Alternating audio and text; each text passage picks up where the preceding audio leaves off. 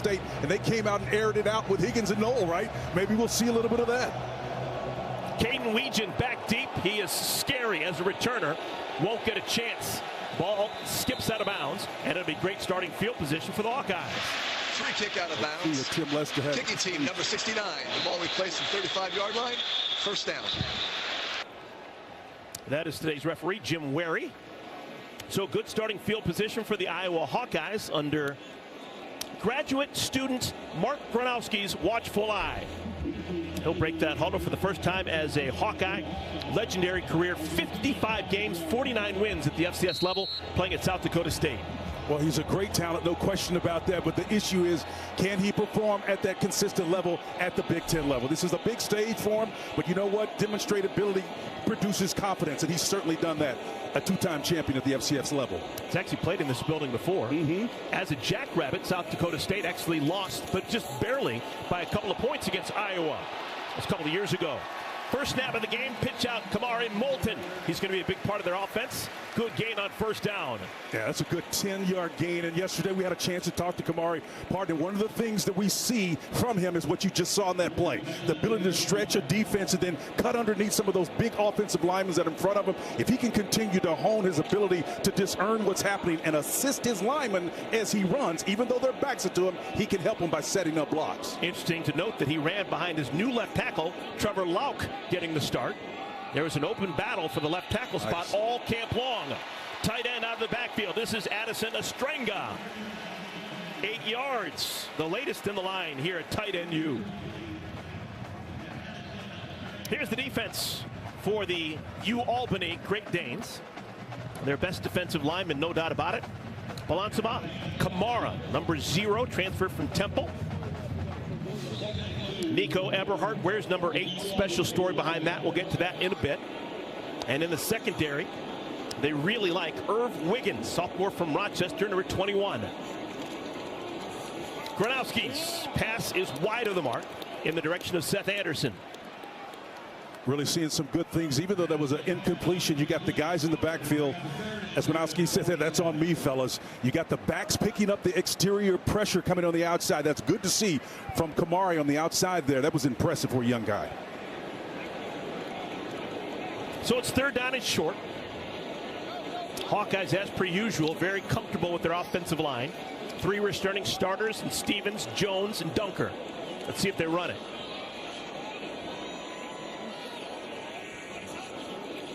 Hawkeye football. Moulton's got the first down. Some things don't change. Yeah, it wasn't pretty, but 3 yards will get you first down. Love the tight end wham coming down. Watch 87 come down. He's coming from that short motion position inside. He's going to get that in man on the line of scrimmage and trap that play. Allow Mouton to get in there and do a wonderful job of getting those 3 yards in the first down. Terrell Washington in the game next to Gronowski in the backfield.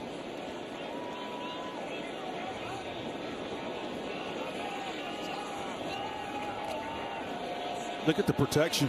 Gronowski has to escape. He's got good wheels. Makes something out of nothing. That's a gain of 6, maybe 7. Zakar Morris makes the tackle. Yeah, that's a good solid 5-yard gain, but its ability to subtly move. Listen, there was not a lot of room in the pocket there, but I want you to watch Mark how he slightly turns his shoulders upfield. He comes off the initial read. Again, this is not a lot of wiggle, but just enough to slide outside. That's first of 3 plays on which they've worked on number 9, Sango, on the outside. He got contained and captured on the previous play, and then again getting worked on. They're going to continue to work that side of the field. Washington still in the game as the deep back. They put Weegan in motion. Washington. That's a good open field tackle. Cam Stodgill. Yeah, I think right now Tim Lester feels like he can exploit the right side of that field. And you know how Iowa, once they get on board with something, they're going to wear it out. Here you're going to see a base play off the side, short motion to the short side of the field, coming straight downhill. This is just an ISO play to allow the big H back and the fullback, whatever the tight end is here, there may be 3 different iterations of them. They are basically linemen by extension. They're going to get helmet to helmet with somebody to clear a path for a runner. Third down and 2. Moulton back in the game. He's got a tight end in front of him. Play action. Open man is the tight end. That's another first down. They've been doing that for a long time here at Iowa. Hayden Large, first catch of the season. I got to tell you, partner, listen, I know I'm an old running back, but Moulton, man, he does a wonderful job of picking up this block. It doesn't look like it's a nasty block, but it's going to do much, but it's just enough to allow the quarterback to get that ball out of his hands. Again, just stand in between the defender. That's outstanding protection. Moulton told us he's gained 10 pounds this offseason. He's going to feel like it's 10 years at this level, man, because he's not the biggest guy in the world. First down and 10. Washington's in motion. Nice. Design quarterback keeper. Gronowski inside the 25. That's an easy 8 yards. You know, I just absolutely love this play here. It's basically against an even front. What we mean by that, folks, at home, is usually just 4 down linemen up front. And he sees that. See, the guards are covered. He sees that. He's got a center, an extra blocker. He says, this is easy picking. We've got 3 to block their 2. I'm going to take that anytime. They'll do that same thing, Eric, in the throw game as well. If you see 2 deep corners back here and they got a chance to throw it or run it, he's going to run the ball. 9th play of this drive. Moulton's got it. Ton of room. Moulton has the first down. I'll tell you what, playing that hero position, Denzel Patrick number 2, came up and popped him pretty good, but it wasn't until after significant yards. So here you got an unbalanced front here, a stretch play to the left side, and again, Moulton's got the ball in the proper hands, seated outside so he can take that blow, but that's just a big-time spot. Hey, if you're wondering why they call that spot the hero spot, he hits his head on the goalpost if you don't make that play. He's a hero. 2 tight ends in the game, both right side, Ostrenga and Large.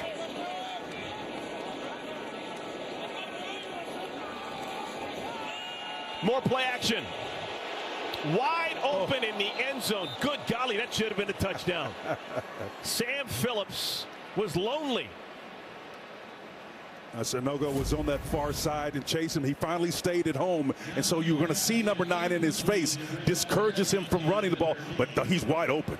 What sticks is what they call him. Number 11, they call him that. That's his nickname because those 2 1s. Sticks has got to be patient, set his base, and understand the rhythm throwing of this system. It's one that Tim Lester's worked on hard to these quarterbacks, and they've got to work it. 2nd down at 10. Washington to the 10. Kamara with the tackle, gain of 3. Yeah, that was a painful 3 yards too, Eric. I kind of like to see him be more instinctive when he comes inside. And again, that's where discerning blocks really becomes difficult. It's really antithetical for a smaller back because we don't necessarily gravitate toward contact. We're trying to run away from it. But this back right here with that offensive line, he's got to trust those big bodies in front of him and find those tough yards inside. This is the opening drive for Iowa. Already their 12th play of the drive.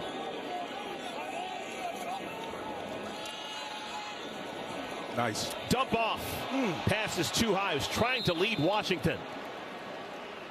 And that's the second time we've seen Mark off platform is what we call it. When the quarterback is not settled in a position where he's ready to make a complete throw. And as a dual threat guy, you've got to work extra hard to do that. So the field goal unit will come on. I think now would be the time to tell you there's a new snapper in town for the Hawkeyes. Short snappers, 45, Bryant Worrell.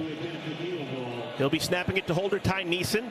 Drew Stevens, all Big Ten a year ago, is the kicker. 28-yarder. Standard issue.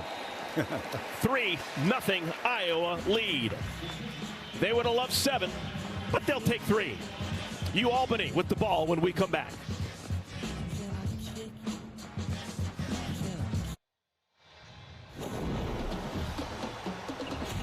Time for today's game flow, sponsored by Progressive.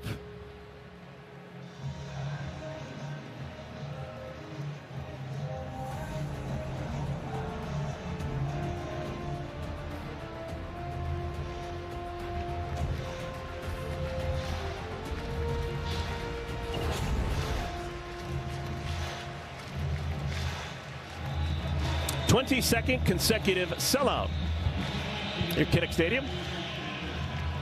Well, it's amazing how the success here can spoil you. You know, that last drive seemed like it was nondescript, but 7 rushes, 5 passes. That's classic balance for Iowa. Took a lot of time off the clock. We're here at 8:51. The opponents haven't even got the ball in their hands yet. UAlbany's going to get the football for the first time. Back deep, LaSalle Rose, Caden Birdie. And neither will get a chance to return. It'll be a touchback. Ball to be moved to the 25. All right, chance now to talk about the offense for the Great Danes. This will be the first start for UAlbany for Jack Shields. Let's see what jumping Jack Shields has, man. He's got a lot. He's been around a long time. The issue is just only 6 games that he's played in, 2 of them with starts. Again, kind of a various sundry reasons for why he's missed that time. But again, he's been around a long time, so they're hoping that some of that just even being around will help his courage when he comes on this big stage here. Griffin Whittle is the tailback. Next to Shields. And they start with a pass. Nope, keeper. Shields has got it.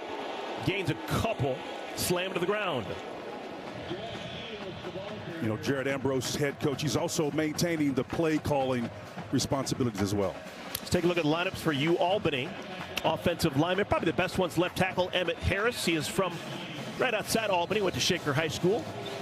Backs and receivers, we're going to see a lot of Woodall. We'll see a lot of Jojo Uga. This is a team last year 4-8 overall, 2-6 in the Coastal Athletic Association. Woodall trying to get to the edge, not able to. Deshaun Lee trips him up, no gain. I'll tell you, with that right cornerback position, he's strong. Now defensively, the strength of the Hawkeyes is up front. These guys got a lot of experience in Graves and Llewellyn and Herkett. Bryce Hawthorne is a transfer from South Dakota State, same program that produced Gronowski. 3 new linebackers, all guys making starts for the first time. Secondary, the corners, Hall and Lee, with a lot of experience, along with the free safety this year, Xavier Wampa. 3rd down. Pass is caught short of the line to gain. Tavari Groves is hammered. It'll bring up 4th down. Yeah, he had a little pressure there coming from depth. Here's the pressure coming from depth. Watch number 43 on an inside game. The twist on the outside from the defensive end. That was Herkett. Ethan Herkett, the right defensive end, comes underneath and gets him a great shot overhead. Got to pick him up, otherwise he's going to be in your lap all evening. UAlbany head coach Jared Ambrose was saying he's going to be the most aggressive team in America, but not this aggressive to go for it on 4th down here in the first quarter. This is not where you want to test fate, that's for sure. Caden Weegen's back deep.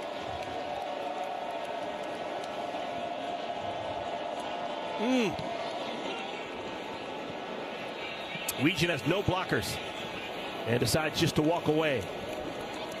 Yeah, Weegen wanted to grab that thing. So we've got a timeout, 42-yard punt, no return. Iowa with the ball in a 3-0 lead when we come back.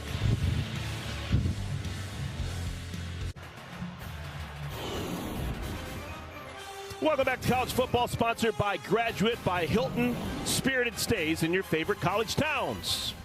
So far, so good for the locals. Iowa leads UAlbany 3-0. Their first drive, 13 plays, 55 yards, and the field goal.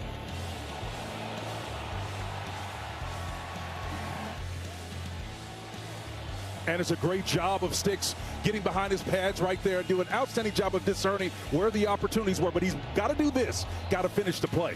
Off platform on that particular play, he's got to understand where the open receivers are, and then when they're there, he's got to finish it off. And I think those are 3 things a quarterback's got to do. He's got to be able to discern those threats, call those plays. Even though a play may come in, he may see a front that doesn't lend itself. You don't want to run into the teeth of that, Eric.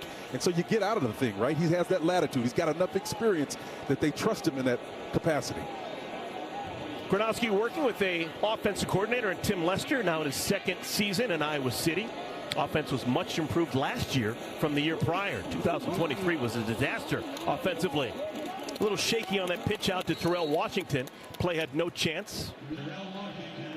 I'm just not quite sure what Terrell's body position was. And it looked like they were in his lap from a defensive standpoint. It's just a 4-man front, but I'm trying to see if he's trying to read that. Oh, it's on his back shoulder. That's what happened. So Gronowski's got to put that ball in front of him so he can continue his path. He put it on that back shoulder, and he had to hold up and wait till that ball, you know, with guys in his face too. That's lucky to get out of that situation alive.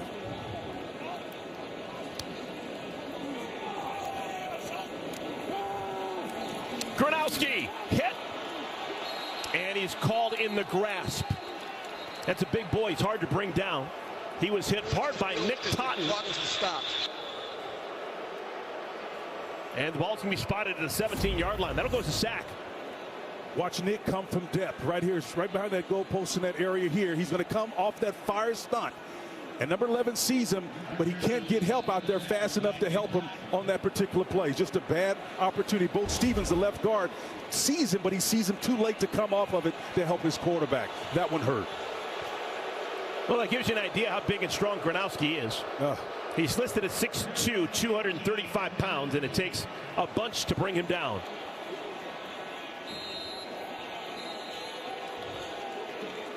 And a timeout called by Iowa. They're first of the half. Timeout on the field.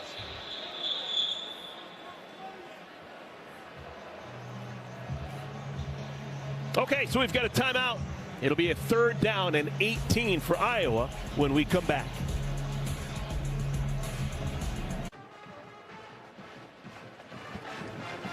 UAlbany starting very aggressively defensively on this drive. Yeah, Bill in the set, the defensive coordinator, watch him. This is the guy's on a fire blitz here. He's able to do it because of the guys that are behind him.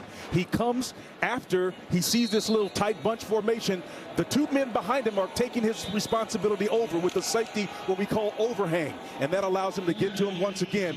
The tackle can't see him. Bo Stevens sees it late, can't get out there. And then to add insult to injury, that last huddle was broken with 5 seconds on the play clock. Feel our crack staff got over the stack. 3rd down and 18, Gronowski. Pays the price. Gained a couple yards back, gets out to the 20, but the punt team will have to come on. Yeah, and that's, I think, the takeaway from that last series, again, with the management of the clock or lack thereof, the fire blitz, not recognizing that, taking advantage of what you've got to do if you're an undersized team coming in this big stage in a night game. You got to have some success. Gamble a little bit. So Reese Dakin will come on. Aussie kicker, had a good year last year, all Big Ten performer. LaSalle Rose is back deep for UAlbany. Fair catch called for. And the Great Danes will start in 31-yard line. The NFL regular season kicks off on Fox September 7th as the Giants take on reigning Offensive Rookie of the Year Jaden Daniels and the Commanders. Or the Niners take on the Seahawks or other regional action. The NFL is back September 7th on Fox.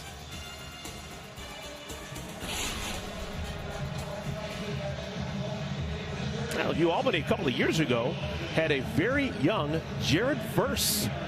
Ended up transferred to Florida State and then became the 2024 AP Defensive Rookie of the Year with the Rams. Yep, he's a baller, no question about it. But it all started at the University at Albany. Griffin Waddell makes it through the first wall, but not much more. Cohen Entringer makes the tackle, one of the captains. Entringer, the junior from Ypsilanti, Michigan, gain of 4.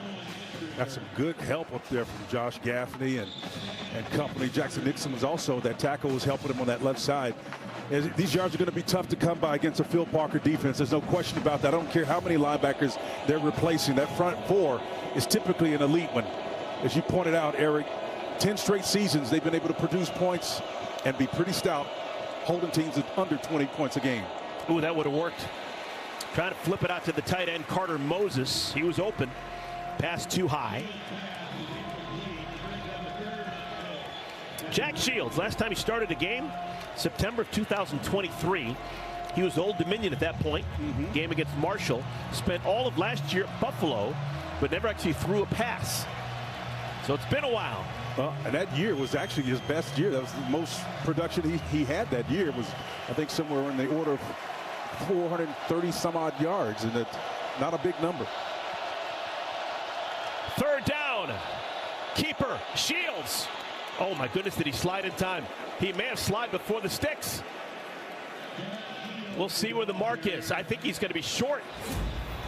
He needed 6. He slid after 5. Yeah, watch Wamka. He comes from that free safety position, number 1, and we'll see where he is relative to the feet. Yep, you know what? I think he's going to be pretty close. He's going to be short, just in front of that wing on that Hawk.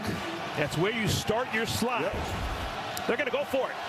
Wow. This is the aggression that Jared Ambrose talked to us about. Soft spot on the left side, but the late movement should get him out of this. Get out of this play. Don't run it. And they see the same thing you saw, Spencer. UAlbany has to call a timeout.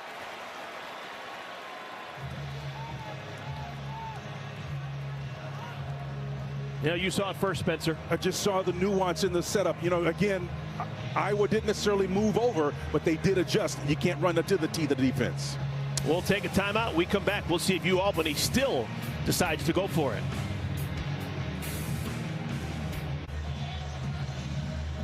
Well, UAlbany, they're going to go for it on 4th down and 1. It's 4th down and 1 because their quarterback, Jack Shields, gave himself up too early, Spencer. Well, I guarantee you that Coach Ambrose has talked to him about understanding where you are relative to those markers on the field, right?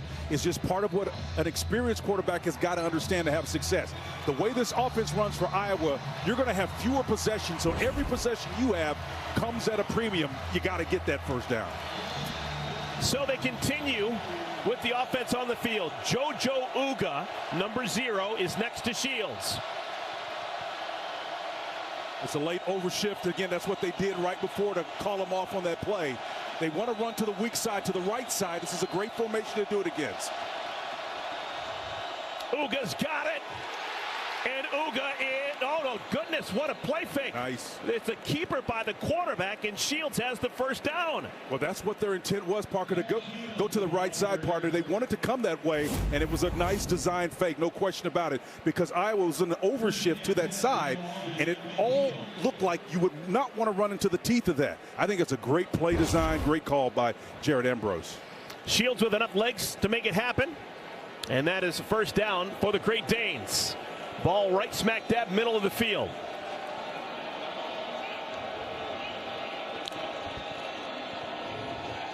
Shields wants a bunch. Nobody home. Looking for LaSalle Rose. I think the one thing that is really intriguing is to watch this team deal with the pressures that they're looking at the Phil Parker's throwing at them. They know what they're supposed to do. They know their assignment. You see guys coming from far left, what we call detachments, away from the line of scrimmage, understanding there's no one in front of them, so they have the liberty to turn around and help somebody else. That's just good football players right there, and they've got a couple of them. I just saw on that last play. This is a good football team. Jared does a wonderful job of coaching them up.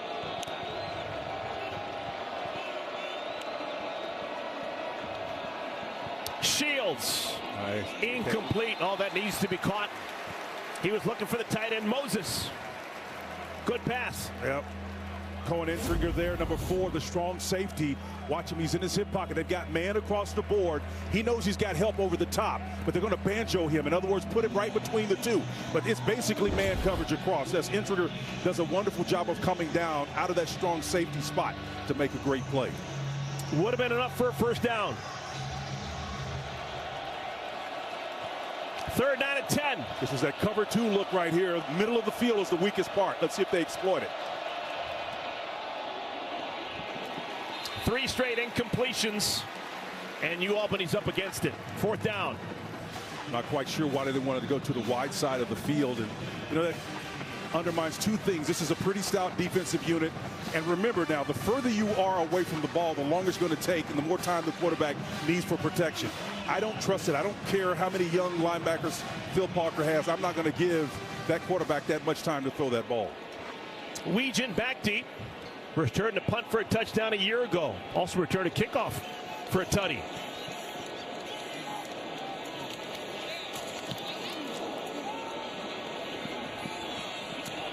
Fair catch at the 14-yard line. So the 3rd possession for the Iowa Hawkeyes, now in year 2 under offensive coordinator Tim Lester.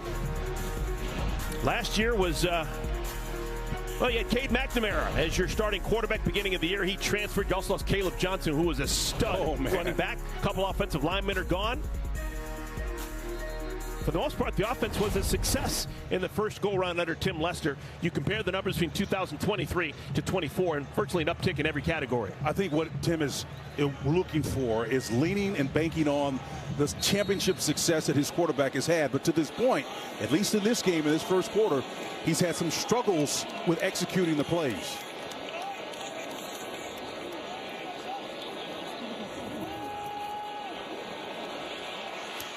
Gronowski. And he led his man too much. That was Jacob Gill. You know, and after a while, and I'm counting them, there's like 3 times where when he gets flushed out of the pocket and has to run, it's really difficult for him if he's off platform to make those throws accurate. And what happens if you're a defensive coordinator, you are playing the game in your head as well. So let's say, the strategy becomes get pressure, keep him off platform, and let him beat himself with his mistakes. And you've got to be curious of that. How do you beat that? Complete a play or 2 off schedule. Play action. Pass is low, caught up the shoot tops by Seth Anderson. Anderson makes a man miss out to the 30. That'll be a first down. 15 yards for the senior Anderson. I like the play going to the wide side of the field to make them cover the breadth and width of the field. So watch Gronowski come out, play fake, the ball is out. Nice solid throw on platform, safe throw for the most part because you're in between the sideline and a sure-handed guy that pucks it off of the shoelaces there. That's a nice pitch and catch, and what you need to do is stack those on top of one another. For those of a certain age, you may recall, The ruling. Seth Anderson's father was Flipper Anderson. Oh, this is going to be looked at. Okay. I thought he picked it up off his laces. We shall see. Jim Wary is our referee. This is a Big Ten crew.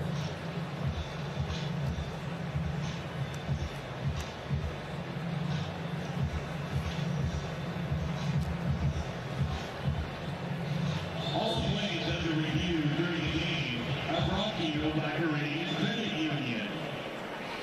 All right, this is being reviewed to see whether or not it was a catch or not. Let's check in with Dean Blandino. Dean.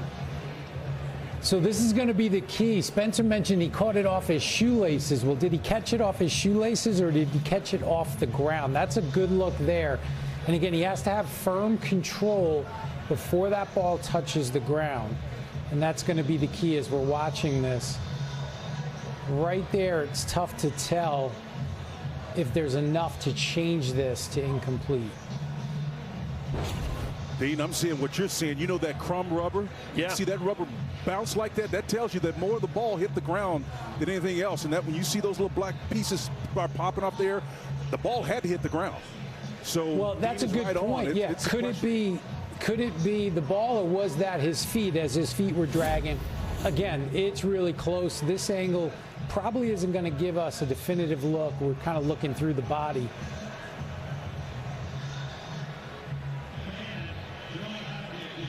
This is your best look right here. Yep. Now the call on the field was completion. That's going to be incomplete, though. I mean, that's what I think. I mean, Dean's the expert. Yeah, that's the shot there. It doesn't look like he has control of it before the ball touches the ground. The ball hit the ground prior to the catch. Incomplete pass. 3rd down and 10, 15-yard line. Okay. Well, nobody knows the anatomy of the call like Dean knows. I mean, he knows it. I'm just looking at it from an anecdotal standpoint of all that rubber. When I see that come up, I'm saying that ball hit the ground. Well, Spencer, catch or no catch, it wasn't a very accurate pass. Yeah, and that's been an issue right now for Gronowski in the first quarter.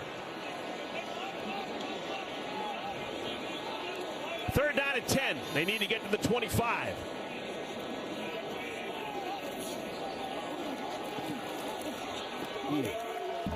Incomplete. Looking for KJ Parker. Good close defensively. That was Irv Wiggins. Talked about him early on. He's from Rochester, just a sophomore, but he has got a bright, bright future. Breaks that one up. It'll be a 3 and out. And partner, here's how I see this performance so far. It's like compound interest, right? The more you do something that you should be doing correctly, incorrectly, it increases the confidence of the defense. That was the big question coming in. Could this guy step up at the next level and have the same kind of mad consistency he did at the SCS level? To this point, you have to say it's a difficult truth. No. He's 2 for 8 right now. Fair catch called for, made at the 31 by LaSalle Rose. And UAlbany will get the football back. That was a 54-yard punt. A net 54 with no return. That's not bad. I mean, just say this for the record. I think this quarterback is going to be great. He's going to be fine. No question about that. He just needs to get settled in. Yeah, another caveat, too, with Gronowski. This is his first game action in a while. Didn't get a spring ball. He had an off-season shoulder injury. Says he's 100%, but you still got to get your reps in. Yeah, he took the plays in virtually and played the game, as it were. And again, it's true. I mean, the rules off the field are affecting how teams prepare these days. So not everybody's doing a lot of hitting anymore, but live work can never be replaced. Keeper Shields picks up 4 on first down.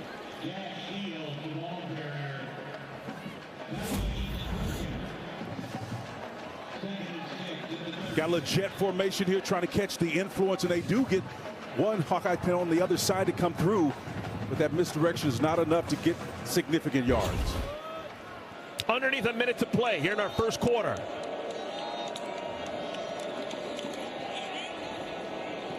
Low and caught. Yep. Caught by Josiah Barron.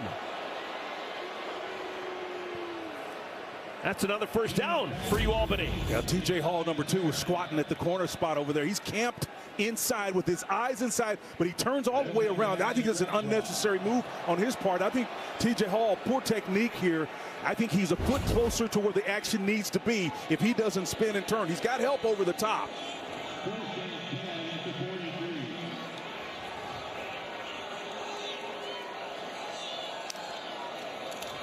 First down run, Uga to the 45. Xavier Wampa pushes him out of bounds. That's a pretty confident play, right? Run power into the short side of the field. That's pretty impressive. And that's going to be the final play of our first quarter. We have played 15 minutes here in Iowa City. It is a 3-0 lead for the Iowa Hawkeyes over the UAlbany Great Danes. And one of the great traditions in all of college sports, not just football, all of college sports, it's the Hawkeye wave after every first quarter here at Kinnick Stadium. I'll tell you, this is so emotional. This is a very significant moment. Wow.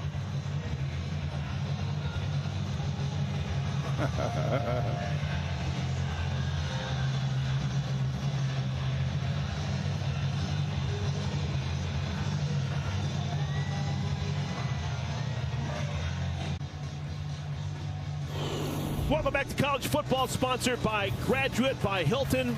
Spirited stays in your favorite college towns. With Spencer Tillman, I'm Eric Collins. Start of our second quarter, UAlbany. They haven't gone away. They're not afraid. They've got the football down just 3-0 against the Iowa Hawkeyes. It is second down for UAlbany. Great Danes being led by Jack Shields, his first game at UAlbany. Now I understand why I was thinking about Dustin Hoffman last night. I just kept waking up out of my sleep. I couldn't figure out why. Holy cow. Griffin Waddell in the backfield behind Shields. Now next to Shields.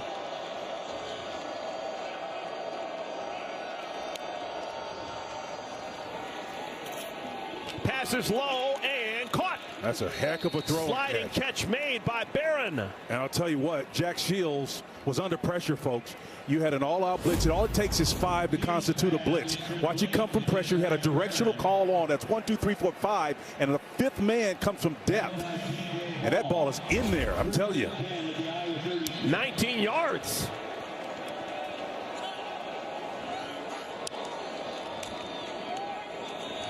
Waddell. That'll be a penalty, partner. There's a flag down. Haven't seen many of those. I'm not complaining.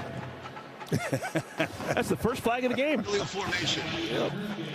And players in the backfield. 5-yard penalty. Second down.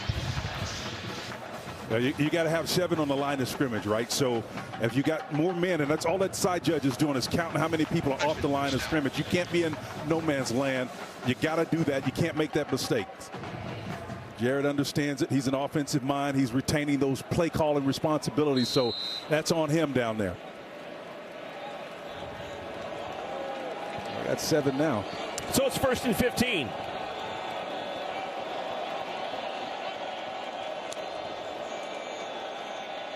Waddell out of the backfield.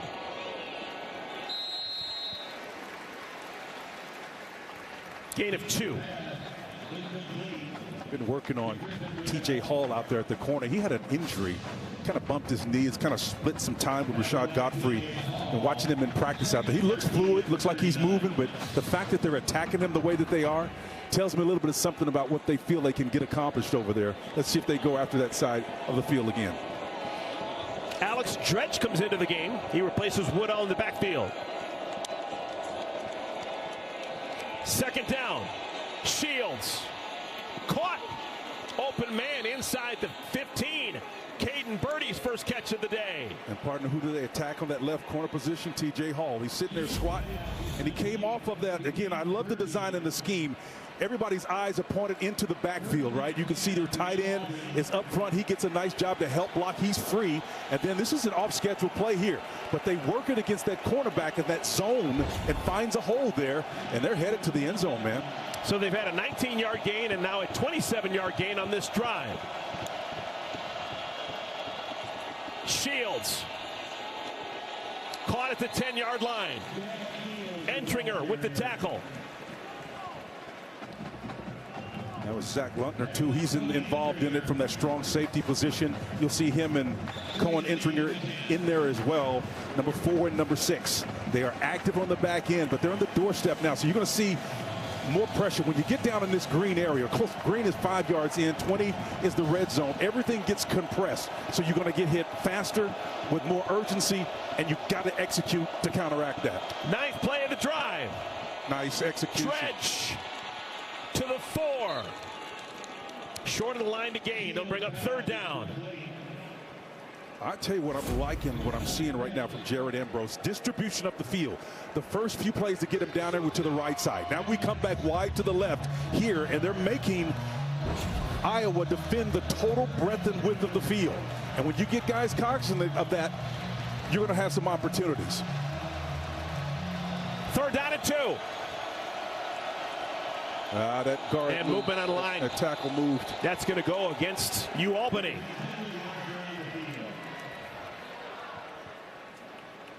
It was that right side. I thought it was Jackson Nixon, may have been that right tackle, 64.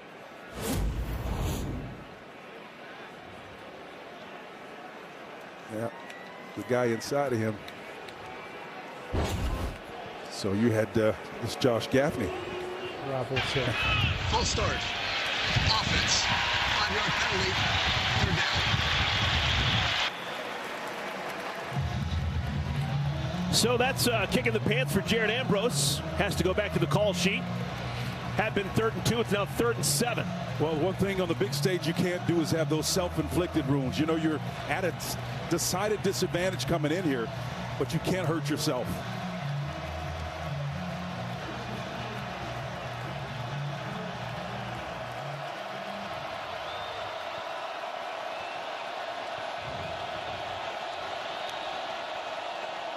Nice, got him. Plenty of time. Back of the end zone. What do we got? Touchdown. LaSalle Rose. And the Great Danes jump ahead. What a drive. That was an outstanding drive. And again, great execution by Jack Shields, the quarterback. He has plenty of time and protection. Everybody's manned up against this directional call, and he's not really on platform, moving away, and throws that ball back across his body. What an unbelievable job of execution on that play. And again, LaSalle Rose Jr. just does a wonderful job from his X position to catch that play. So second quarter, and UAlbany leads Iowa. James Bozick, the extra point.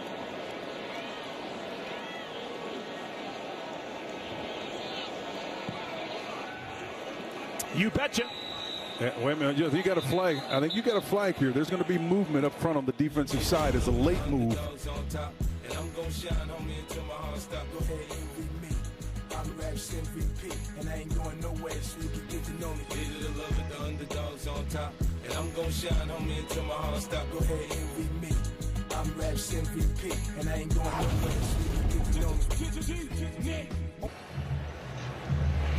Pretty good start for UAlbany here in Big Ten country. They lead Iowa 7-3. They scored a touchdown on a 9-play, 68-yard drive. How about the man call here, right, as we double box this thing? Everybody's man under, one guy is free. So what does that mean? You have got to hold your own. If you get beat on the inside on a dart, you're going to end up giving up points, and that's exactly what happened on that play. 11 plays, 68 yards, 4 minutes and 51 seconds takes it off the clock. And again, that's brave execution down in the opponent's red area. Spencer, Iowa started with the ball. They've had 3 possessions. They've got 51 total yards. Wow. On that drive alone, UAlbany 104 yards, 68 yards, and 104 total yards in our ball game. So they have twice the amount of offense here in our first half that Iowa does. And the longer that goes, the greater the confidence builds. And again, you hear me say it ad nauseum, confidence comes from demonstrated ability. If I'm Jarrett Ambrose, the head coach, offensive coordinator, I'm telling this guy, I say, look at this. Who's scoring? Who's moving the ball? Guys, the stage is not too big for us. Let's go get this thing. Caden Weegan. Oh. And that bounces inside the 1. That'll be a penalty. Kick out of bounds. Didn't make it to the end zone before it went out of bounds. It was still in the field of play. First down. So the ball be taken to the 35-yard line. I didn't need to use the wedge on that one. I should have gone with the 9. I got a little bit more loft on that one. It just spun and kicked out, didn't it? Spencer, last 2 drives for Mark Gronowski and the Iowa Hawkeyes, both 3-and-outs. And alternately, the same thing goes. You got a quarterback who's established, accomplished on the FCS level, struggling here in the early go. What we say off the top of the show, Iowa is a slow burn team. If you look historically, you'll see that at the quarterback position where that's manifest most. Xavier Williams, best run of the day for Iowa, out to the 49 to pick up a 14. This is Iowa football right here now. Nice ISO play again. Get all those big linemen on the pulling and reaching. Scoop box up front. A good back with instincts. Doing exactly what we talked about in our meeting yesterday with him. He's got great vision. Reading those blocks. Assisting his linemen. First down at 10. Fresh set of downs. Nice. Williams, another big gainer. Inside the 30 to the 25. Back-to-back huge runs for Williams. And they're going behind that new left tackle into the game. Jack Dotzler has replaced Trevor Lauck. Partner, I absolutely love the way he comes in there, and he's creating a competition context between Kamari Moulton too as well. Between the two of them, they're challenging each other. Great inside running capabilities, a north and south guy, a nice counter to what you get from number 28. These guys right here together can cause problems. Now they need to get that confidence and get it into the end zone and get their quarterback in the throw game on track. Trevor Lauck started the game at left tackle. Has been replaced by Jack Dotzler. Not a surprise. We were told they're going to alternate. Gronowski's pass is complete. Short to Seth Anderson. Denzel Patrick, a quick tackle after a gain of 5. And one of the things I'm noticing about UAlbany, what they're doing, Bill Nassett, the defensive coordinator, is playing with leverage. In other words, he's not going to let anything get outside of those guys. When they come in, they've got their heads across the bodies, and with help over the top, not going to see that outside. So again, the best way to attack them is between the hashes, I think. So use those tight ends that you're famous for here at this institution to get up the field. Washington has the first down. Yeah, if I'm grading him, partner, I'm saying low man wins. It's 7 yards, but there's nothing lucky about the way this finishes. When you finish with your pad level higher than the defender, this is physics right here. Low man wins. You can't win that battle. Great 7 yards getting it, but down here you got to earn every bit of it, man. Get those pad levels lower, and you can win those battles.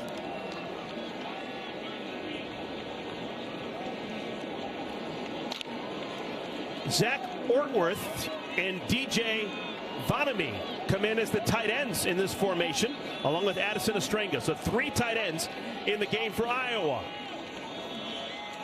Washington to the 6.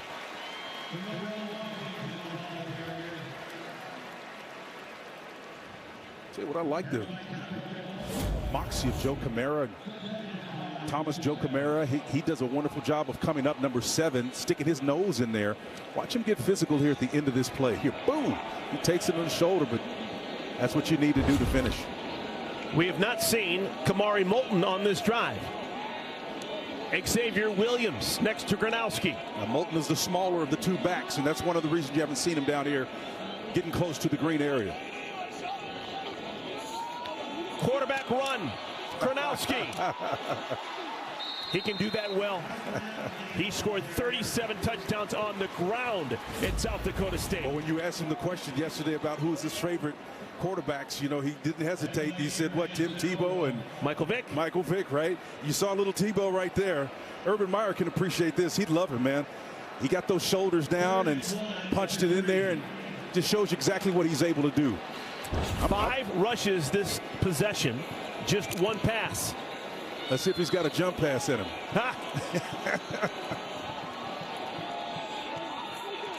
Xavier Williams, touchdown Iowa.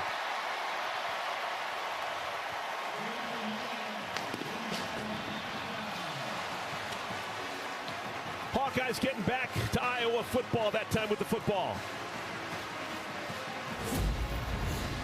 Well, this is just great Iowa football right here. Look at all that big heavy meat, inside trap block. Even though it gets blown up and there's really nothing there, the big fella goes and sticks his nose in and creates his own cushion. Sometimes you got to do that.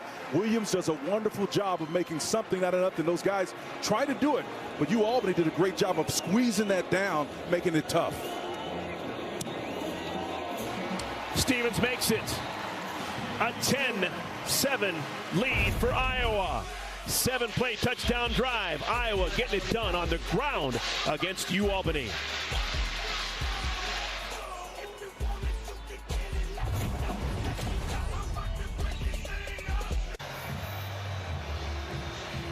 Iowa back on top of UAlbany, 10-7.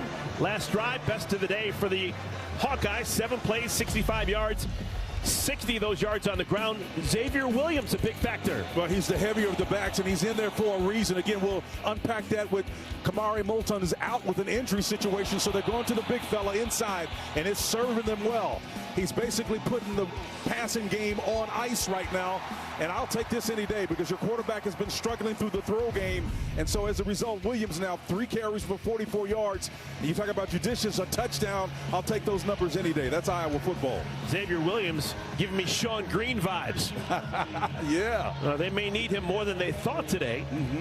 Just informed that Kamari Moulton is out for the rest of the game. We thought was going to be the lead back for Iowa. Will not return after getting 3 first-quarter carries.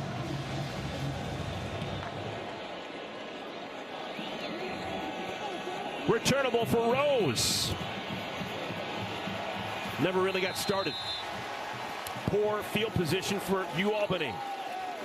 Well, partner, just to put a cap on what we just saw there on the run game, you know with Caleb Johnson, this was going to likely be a backs by committee scenario for Kirk Ferentz, and he understood that. And so I didn't see anybody, to me, in some of the prep tape that I looked at, that would necessarily be the guy that would be the guy. So it's going to be a backs by committee scenario, and certainly now with Moulton out with the injury.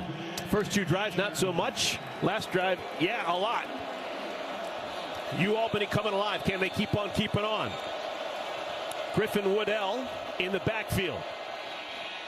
He'll leak out, catch the pass from Shields, and gain a handful of yards on first down. Well, tackle made by Jaden Harrell. Eric, the body motion of this quarterback, and if you have to attribute this to exactly what Coach Jared Ambrose is doing. His quarterback is opening up to affect the linebacker play, and it's just enough to allow that trailer. In this particular case, the safety is trying to track that slot man, but he's a beat off because he's opening up and mirroring what the quarterback is doing. This is excellent football design that you see here. JoJo Uga is the back in the backfield. Nice. Keeper for Shields. This time doesn't slide too early. He's got the first down. Out to the 32. Listen, I know Will Fiacchi, technically the offensive coordinator, the guy that kind of puts things together. Jared's calling those plays, but what I'm noticing right here, he's putting that All-American academic status to play in the formation of these plays. This is some of the most creative stuff that I've seen in a long time from this program. Yeah, when Jared Ambrose was asked why he decided on Jack Shields as his quarterback, he said he's got game. I'd agree. Knows how to play. For someone not a ton of experience, he looks awfully comfortable here in our first half. And I think the system is what you attribute that to. Again, a guy who has game, if you give him the proper structure and function, he can exploit that. Again, just look at the counter to that. What Phil Parker has done over the last 20 years has been absolutely astounding. With guys who aren't necessarily the best athletes, that's not a comment or commentary. As an analyst, that's just an observation. Nobody does more with average talent or even good talent than Phil Parker. They're doing the same. UAlbany is on offense, at least tonight. Nice. Oh, a flea flicker. There's a flag down. Looking for the whole ball of wax passes too strong. And we'll have to sort it out. There's usually either going to be a holding penalty or...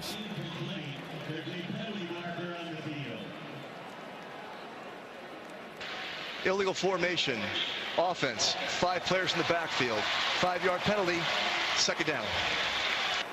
Second time we've seen that penalty against UAlbany in the first half. Absolutely. You know, they got 5 guys in the backfield. You have to have 7 on the line of scrimmage. Again, as you look up, you can count those guys off real quickly. And they've got to catch that the coaches do on the sideline to understand what's going on. You talked about how Jack Shields has control and command of this offensive scheme. He can get some help from the sideline on that formation stuff. So they march him back. It'll be second down and 11.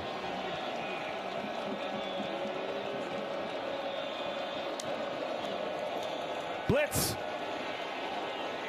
And they force an errant pass in the direction of Barron. It's now 3rd and 11.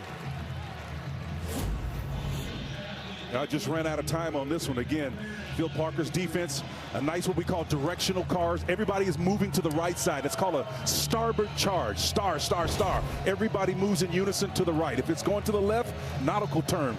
Port, port, port. Everybody moves one man over. And it's just a way to kind of give the quarterback a false read of what he's seeing. And again, it really works better in the run game than it does to the throw game. 3rd down. 4-man rush. Shields gonna run it. Bad idea. He gets clobbered, pushed into his own sideline by Xavier Wampa. They got some gain of 6. It'll bring up 4th down, and I'm assuming UAlbany's gonna punt. Yeah, they're gonna punt, but boy, they certainly are making this Hawkeye defense a little bit tired than it wants to be. Watch it. These guys are flailing. The big fellas are trying to run. Aaron Graves looks like a lizard panting on a hot rock, man. He's out there salivating. Albany wants to be aggressive. Their punter is Owen Lawson. Gets it away. Spinning kick. Weegan on the run. Whoa! Look at Weegan. Caden Weegan making something out of nothing to the 39. That's a 17-yard gain for the All-American. Looking like Tim White, baby. Wow, high praise. Timeout on the field. Weegan earning the scholarship. We've got a timeout, Iowa football, when we return.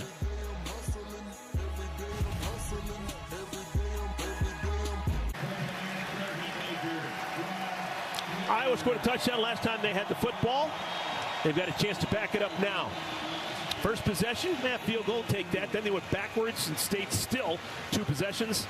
Last one is one they want to think about more in positive thoughts. Well, one of the things they've got to do is settle in to what they do best. I mean, again, one of the things Kirk Ferentz has talked about all week long in building up to this game is I'm not quite sure what we have, right? So we'll see once we get into real-time situations, and then we'll adjust accordingly. I think right now, because of the injury situation to Moulton, they've got to rely more on the run game. They're going to do that anyway, but I think it's going to become featured now. Kamari Moulton, we are told, not going to return to the game. Moulton, the starter at running back, has been replaced by Terrell Williams, or Washington, and Xavier Williams.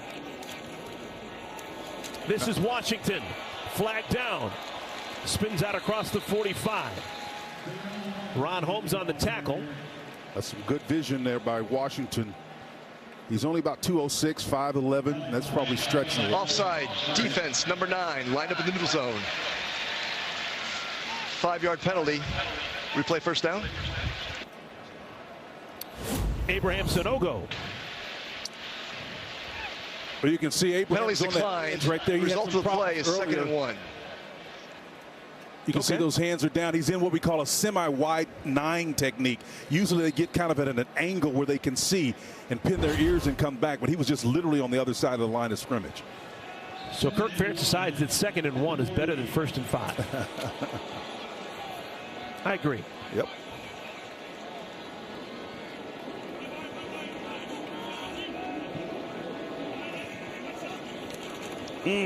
Washington can't get back to the line of scrimmage. Maybe he does, but not past it. It'll bring up 3rd down.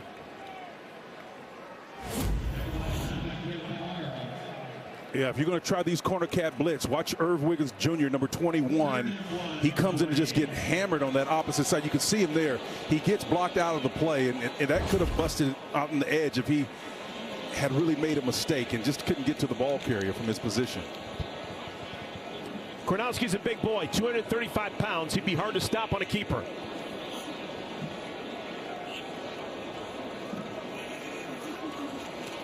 Pitch out. Williams. He's got the 1st down and then some. Man, a touchdown. Xavier Williams to the 10-yard line. Biggest play of the game for Iowa. Well, you know, we saw Denzel Patrick, number 2, playing that hero position, right? But now Jaden Estes, number 10, is going to be in that hero position. And watch him. He settles. And the problem is he waits and gets stutter stepped on. Ball is placed in the proper hand on the outside, so he has it free to block him. That's a wonderful job of running. 43 big ones for Williams. Now looking for the end zone. Dragged down at the 5. He is knocking on the door of 100 yards. All of it coming here in the 2nd quarter. You know, the big mistake that Jaden Higgins made trying to stop him as he paused and gave him a cushion in between himself and the boundary. He should run and put his head across the body and just trust his help to come behind him, but never give a back like that a two-way go and stay on his inside shoulder.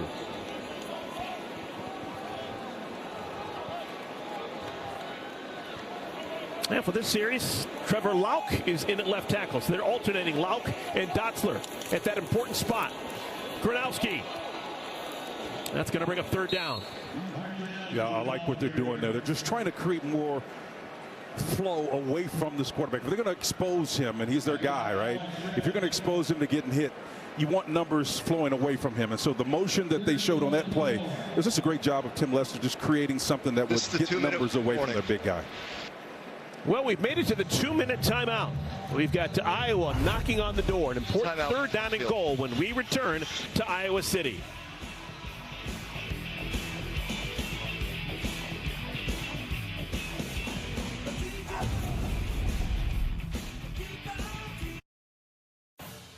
Coming up on the State Farm Halftime Show, Texas and Ohio State came down to some late-game drama. Number 8, Alabama struggling on the road in Tallahassee. Plus 22nd ranked Iowa State dominates ahead of next week's battle for the Cy-Hawk Trophy. Eric and Spencer, see you fellas at the half. Mike, my man, for years, nobody has done it better. Thank you. We will be watching. Sarge. Yep. And Iowa State team already 2-0, and this is still the first half of the first game for Iowa. And I've been bullish on them for a long time, going back to last year, and I just think Matt is one of the best coaches in the business. A lot of people came after him. He chose to stay. 3rd down and goal. Ball's at the 4-yard line. Tight end Estrenga's in the backfield. It's a quarterback keeper. Gronowski is ridden down at the 2. Heck of a tackle made by Thomas Joe Camara. That's one. He had a bad outing last time when they were back up here, but watch the safety from the free safety spot. Camara come up in there. Timeout. His nose, man. He just does a wonderful job. I'm telling you, the guys were laying the wood there. Timeout.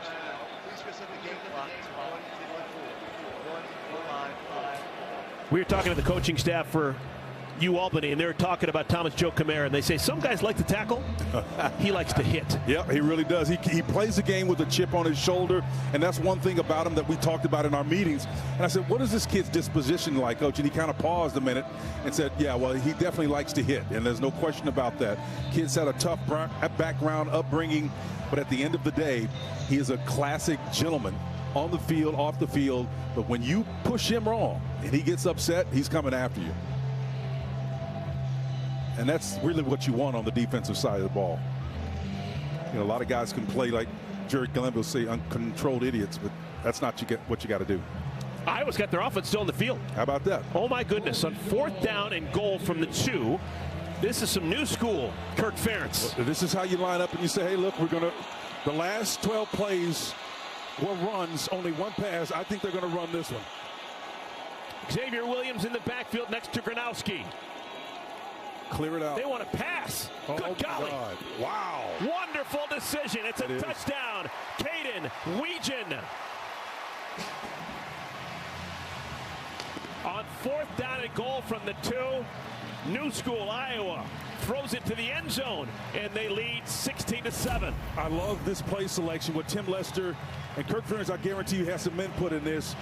They haven't had success throwing the ball, so they've run it predominantly, as I mentioned, 12 consecutive times. So you come out in a formation that looks like a run, but you get man coverage and just say, hey, pitch and catch, man. Drew Stevens has been automatic for years on these extra points. No reason to change now. 17-7. First touchdown pass for Gronowski as an Iowa Hawkeye.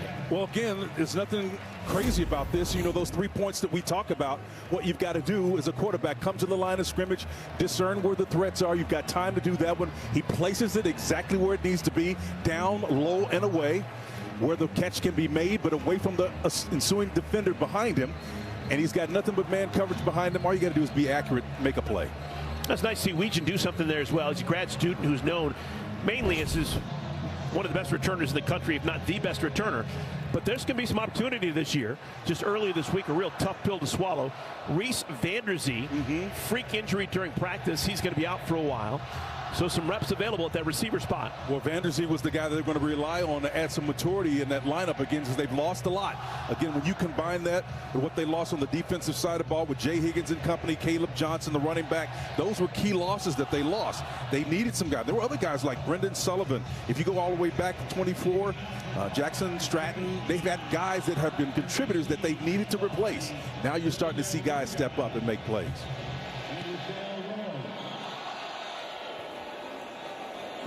Deep into the end zone, that'll be a touchback. Ball to be taken to the 25. The IndyCar Series rolls into Nashville for the season finale, where Alex Palou looks to cap his historic campaign. That's tomorrow, 2 Eastern on Fox.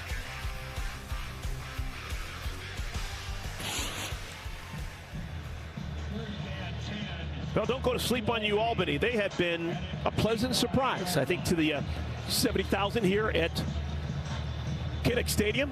They haven't rolled over and died. They've had some impressive moments here in the first half. Well, they've played effectively. They've been aggressive in the red area. They've made some individual plays, which is what you have to do. I've been impressed. Quarterback Shields 8 for 13 with a touchdown. Wants to throw. Has a man. Caught. Good start to the drive. That's Caden Birdie.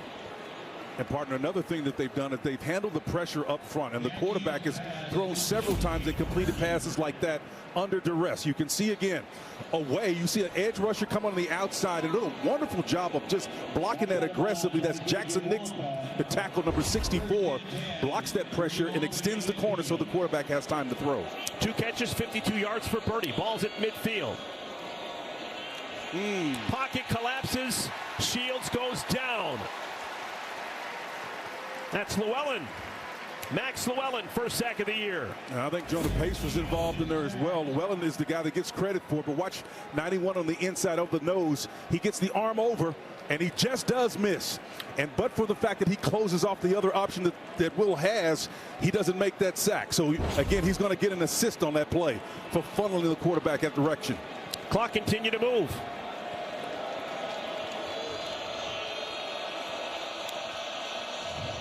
Design quarterback run. Shields to the 48. Jaden Harrell with the tackle. Yeah, We're under a minute to play first half. Yeah, Aaron Graves, number 95, the left defensive end, just tackled, just did miss on that play. And again, they're going to continue to move down the field, and Jared's looking for the right play to make this thing work for him. Thinking about timeouts. UAlbany with 1, Iowa with 2. Trips formation to the wide side of the field. They can get a nice little natural pick here on an out cut. Nice throw. You got to get it out quick, though. No, you're not going to get anything better. Got to get it out. I think they're just bleeding clock. They don't want to give it back to Iowa at any time. Knocked down. Deshaun Lee with the pass defense. Clock stops, 22 seconds remaining, second quarter. I'd have took that trips, man, to the bright side of the field any day. You've had some success with man coverage. Again, that bunch formation, they were playing them straight up man. You got to trust one of your guys to make a play against that. I mean, there's all sorts of natural picks that can occur. It's one of the toughest formations to defend. And I know they've got the IP, the intellectual property, and the capital to be able to make those kinds of decisions. They've shown us tonight they've got it. I bet you they wish they had that one back again. Owen Lawson to punt it away. No pressure.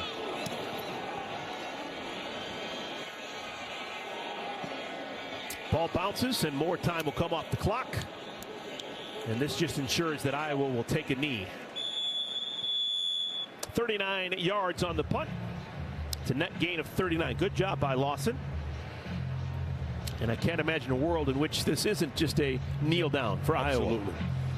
Go in at halftime, adjust, get your second win, as Billy Joel would say. Don't forget your second win. Come out and try to get a win. Story for Iowa in our first half, not only the debut of Mark Gronowski, but also losing Kamari Moulton, who much was expected of in the first quarter. Haven't been told exactly what the situation is, but we were told that he will not return. Xavier Williams has filled in admirably.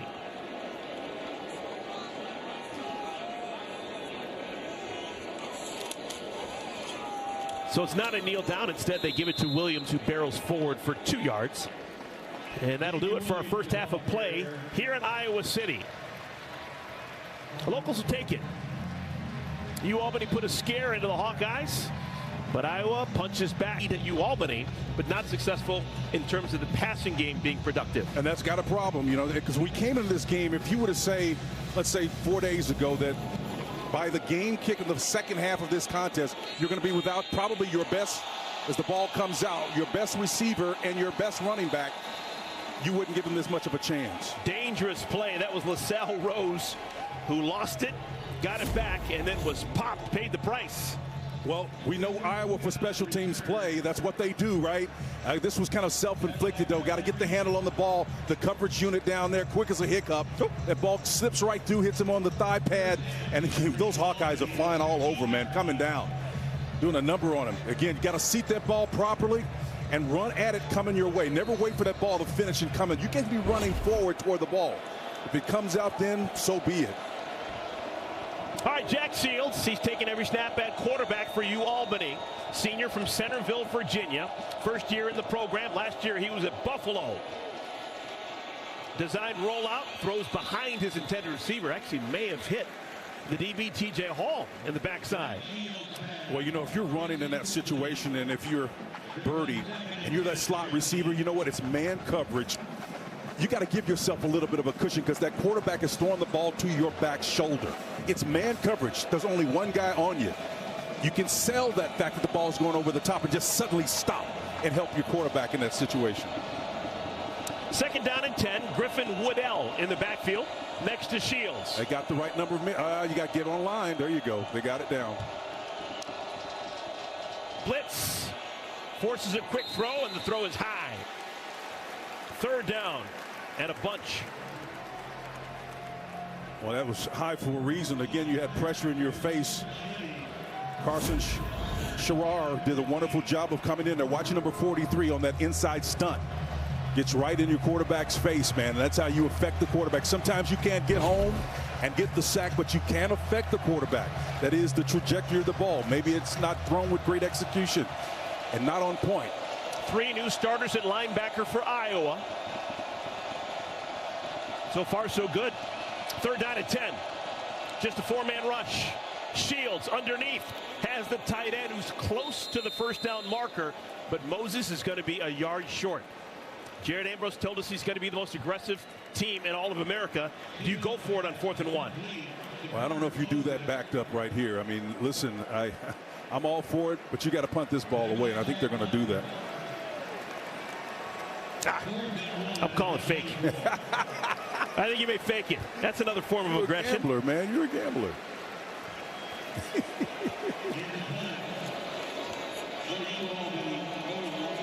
So the punter is athletic. It's Owen Lawson. Let's see if he makes him work. You got a directional punt this. I wouldn't do it to the short side of the field, though. That was almost That's touched. terrible. Not exactly what the Great Danes would have drawn up. 35 yards, no return. So we'll keep it here as Iowa comes out offensively for the first time in the second half. Let's talk about Mark Gronowski and what you've seen so far out of 2 quarters from him. I've seen some mistakes early in this contest, but again, for the most part, what they've tried to execute has been helped by the scheme and the plan that they have. You saw there was a steady rate of him getting the ball out from under center and out of his hands to complete passes. You got to be able to discern the threats, which he's done. Call the right play. It comes in from the sideline. If you're running into the teeth, get out of it. And then, of course, you have to execute. As the game progressed along, he did a great job of that. No Kamari Moulton. It'll be Terrell Washington in the backfield. Washington tripped as he crosses the 45 by Cam Stodgill. Gain of 7.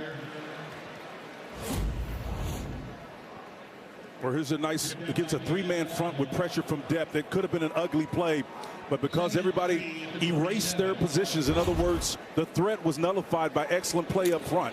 They did a wonderful job of closing that out. Just saying, but Iowa did not commit a penalty in the first half. That's impressive. Tight end Hayden Large moves from one side of the formation to the other. Washington short of the first down marker, tackled by Irv Wiggins. Well, Hayden Large did a wonderful job of, he did what he could do, and if you're a back, you've got to wait on him and be cautious. We talked about this to their starting running back, Kamari Moulton, yesterday, that if that guy doesn't get out for whatever reason, he gets tripped up or just maybe things are mushed up, wait on him a little bit. Use your timing. And then if you have to use your instincts, abandon, get to the edge. This is a great job of football right there. Wide open formation here on 3rd down and 1. Trips to the field. Design quarterback run. 235 pounds of Mark Gronowski gets the first down. That looked like Tim Tebow. I love the play call. We talked about and saw this earlier. You've got the numbers away. It's trips to the right side of the field. Let's load up that side of the field and then try to get a numbers advantage to the opposite side. That's exactly what they did. Run away from the numbers, and the big fella's going to win most of those battles inside against those, we call them pencil necks back in the day, those little smallish kind of defensive back or hybrids. That quarterback is the size of a linebacker. Fresh set of downs after the gain of 13. Xavier Williams next to Gronowski. They fake it to him. Quarterback keeps it. A little bit more running for Gronowski than I thought. Kirk Ferentz is making it sound as if they needed to protect his quarterback first time out, but I guess those protections have gone out the window here in the 3rd quarter. Well, the Great Danes, if UAlbany is going to help them out by running straight past the quarterback like they did on that play, and I can appreciate the fact that there's a good mesh point and a nice fake, but the would-be tackler just ran right past him. Iowa keeps alternating their left tackles. We've seen a lot of Trevor Lauk, who started the game. We've seen a lot of Jack Dotzler. 2nd down and 5. Play action. Gronowski running out of time. Zakar Morris was the man pressuring, and it'll bring up 3rd down. Give it to that nose tackle. That guy's almost 300 pounds, and watch number 92 flush him out here. Again, he's got 2 men on him before he comes off of that, and just shows you some of that lateral ability. He's got help on the backside. Abraham Sanogo helped him out, but the combination of the two forced the errant pass. 3rd down and 5. Iowa usually not too frisky, but this could be 4-down territory. Got an even front. This is, to me, another running scenario for your quarterback if you want it. You got it. Just a 3-man front, an odd front. The numbers work in your advantage. Run it. 4-man rush. Coming out of the backfield. Catch is made by Williams. And he uses that 225-pound frame to lean forward to the marker. I think he may be just short. Did he get it? No, I think he's going to be short on this. I like running against this front. It's an odd front. And what we mean by that is there's only 3 guys on the line of scrimmage down. So you've got 4 guys, 5 technically, to block those. that's an advantage for you. You got them spread out, balanced formation. So on 4th down and a yard, Hawkeyes going to go for it. Power formation. And Gronowski is pushed forward. That's the Hawkeyes version of the tush push. It's going to be hard to stop. 235 pounds of Gronowski going forward with Hayden Large doing work behind him. There he comes. Big tight end comes across the formation, gets right behind him.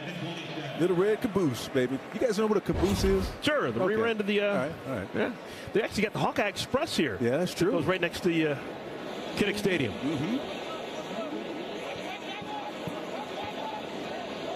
Eighth play of the drive.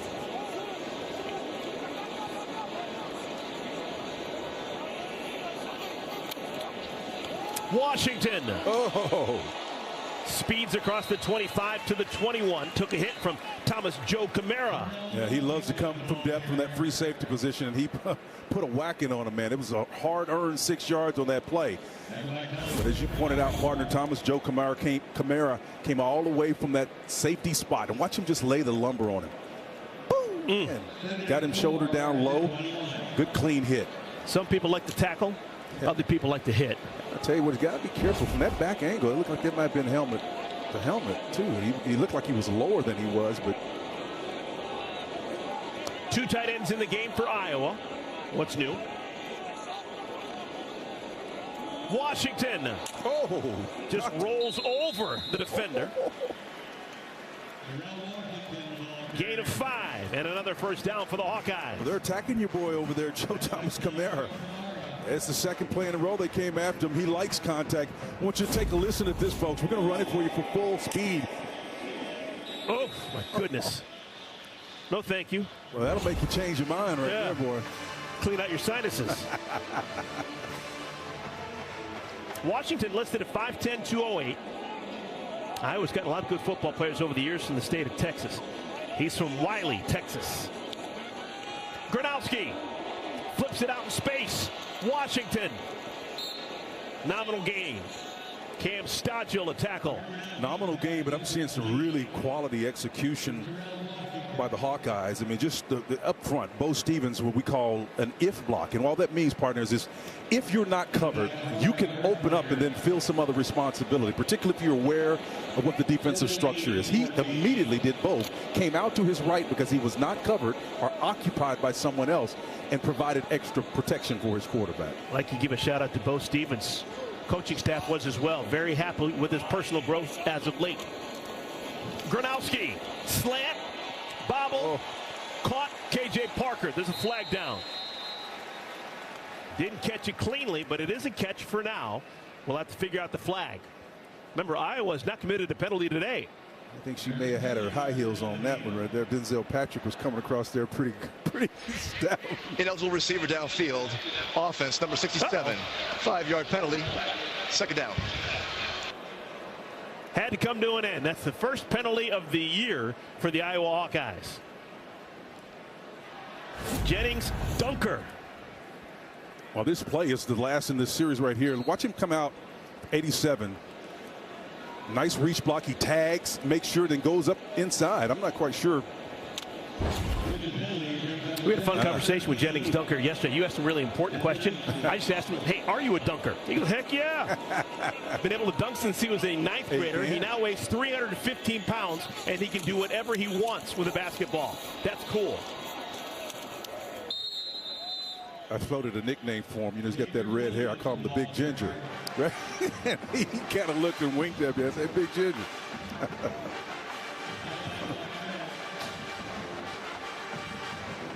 All right, this is very similar to the first drive of the first quarter for Iowa. Taking a whole bunch of time off the clock. Was this 8 plays, right? Something like that, 7 minutes. There've been just, it does mirror exactly what we saw in the first quarter. Again, and that's exactly what you don't want if you're UAlbany.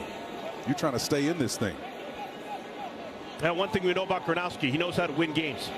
49 collegiate wins and 55 collegiate starts. Third down. Pass is caught. That'll be a first down. Jacob Gill. First time we've called his name all game long. Well, then the first time we called Jaden Estes on defense, he's got man-on-man coverage responsibility on this play. And this play right here, Gronowski is in sync himself. He's looking at that wristband, but I'm going to tell you, this is execution that's born out of reps, whether they're mental or otherwise. See him on platform there? That ball's releasing out on that front toe. We talked about how important footwork was with Tim Lester. He's got command on that particular play there. Jacob Gill had 35 catches a year ago, now has 1 in 2025. Oh. Washington trying to push that pile. Down to the 1. Troy Burswinger with a tackle. Troy shows you folks, you youngsters out at home right there, we call it each one reaches one. It's about gap integrity. Everybody has to feel a responsibility, and he did on that last play right there. Outstanding defensive job. It looked like it was going to open up, but he came and filled that hole quick as a hiccup. Troy was on the spot on that one. 2nd down and goal. Ball's at the 1-yard line. This will be the 14th play of the drive. Keeper, Gronowski, touchdown. Did that 37 times for South Dakota State. That's his first rushing touchdown as a Hawkeye.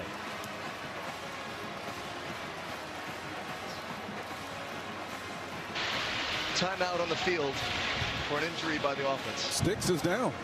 Is he down? That's Gronowski who's down. Uh-oh. Ah, crap.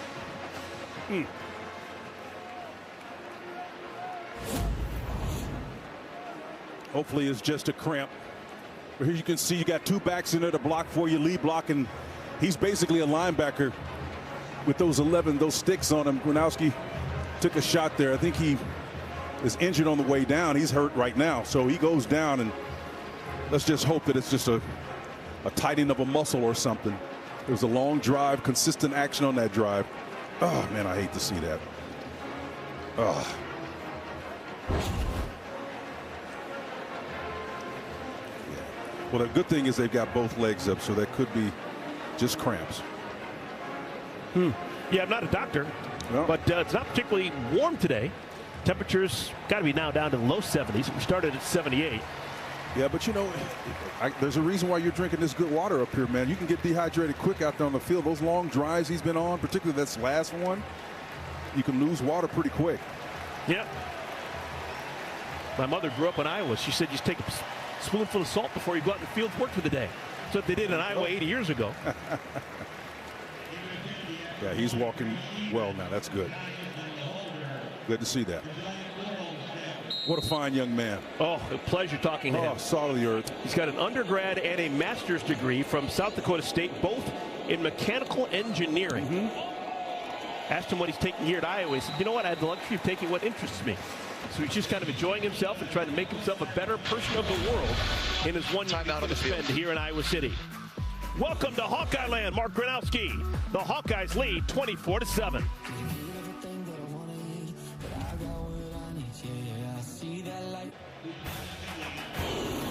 Welcome back to college football, sponsored by Graduate by Hilton. Spirited stays in your favorite college towns. Iowa leads UAlbany 24-7. Another extended drive for the home team. 14 plays, 60 yards, 8 minutes and 29 seconds. That's a whole bunch of time taken off. Mark Gronowski has made it to the sideline, Spencer. He's got the headset on, but it looks like he's still trying to stretch out. He's not sitting on the bench with his teammates. He's prone on the ground. I think he's going to be okay, but I think, and more importantly for right now, since we know that he's okay, it's the optics of how this game has taken a turn for the positive, and Kirk Ferentz understands that, and I think this is going to be a quote-unquote, more time on the clock, of course, but a win from them from the standpoint of what they need to do, given they've lost 2 key players. UAlbany, the Great Danes still the pulse, still have the football when we return to Iowa City.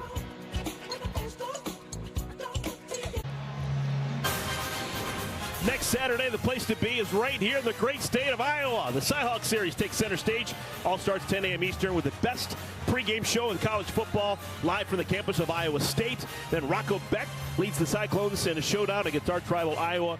Big noon Saturday, only on Fox.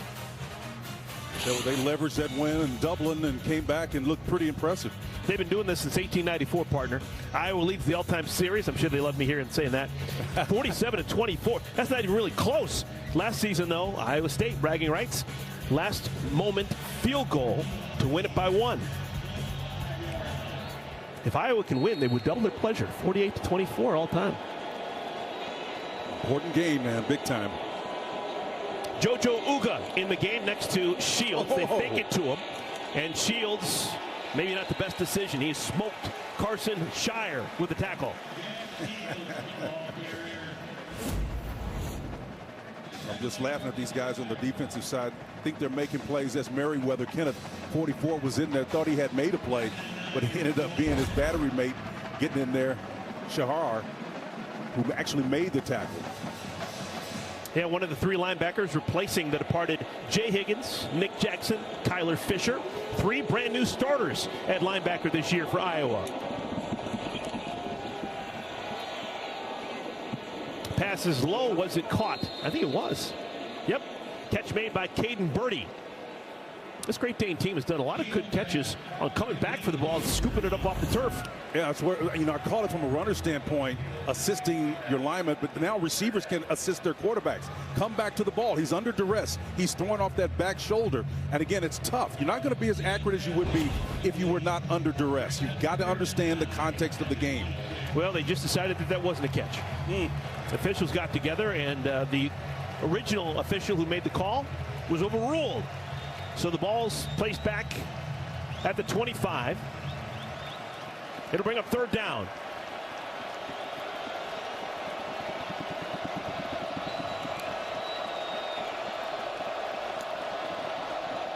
Pressure. Shields. Pass was behind Tavari Groves. And it'll be a 3-and-out, I think. You're going to punt the football if you're UAlbany. Yeah, you got to do it. As we say in the hood, man, pressure will make a pipe bust. And that's exactly what happened on that play. Pressure is coming against this 4-man front. You actually got a guy outside that does stand up and then eventually rushes. So technically it's not a blitz. It's still just 4. But it's that imminent pressure that causes Shields to throw off his back foot and put him in a bind. Incomplete. Iowa Hawkeye defense stepping up. They forced back-to-back 3-and-outs here in the 3rd quarter. Let's see if Weegan gets a chance here. Kid's got a ton of wiggle.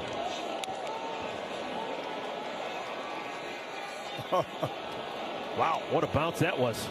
Still rolling. Good golly. All the way down to the 14-yard line. That was a boot and a half. Started off pretty darn ugly, but ended up a glamour queen. 65 yards. Oh, my goodness.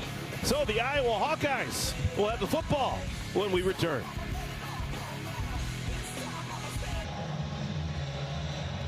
Now, this is probably what the Iowa faithful expected. They're now leading UAlbany 24-7. 4:16 remaining 3rd quarter. Iowa's going to have the ball back, and they'll probably go to the ground once again. It's been super effective today. Well, they've been effective mainly because they've had to do it, and this is what they do. Williams with a great job of running after he gets the ball seated to get as much yards as he possibly can, shifting that ball to the outside. And then when they needed to put it down on the ground and just lower their shoulders and let the big quarterback do a number. He did his Tim Tebow impersonation and got him a couple of touchdowns as well, and then just followed his blocking up front. That's what you do. He went down with a little bit of we think, a muscle kind of tightness, but hopefully he's all right. Gronowski back into the game, pitches out to Washington. And Washington follows his blocker to the 27-yard line.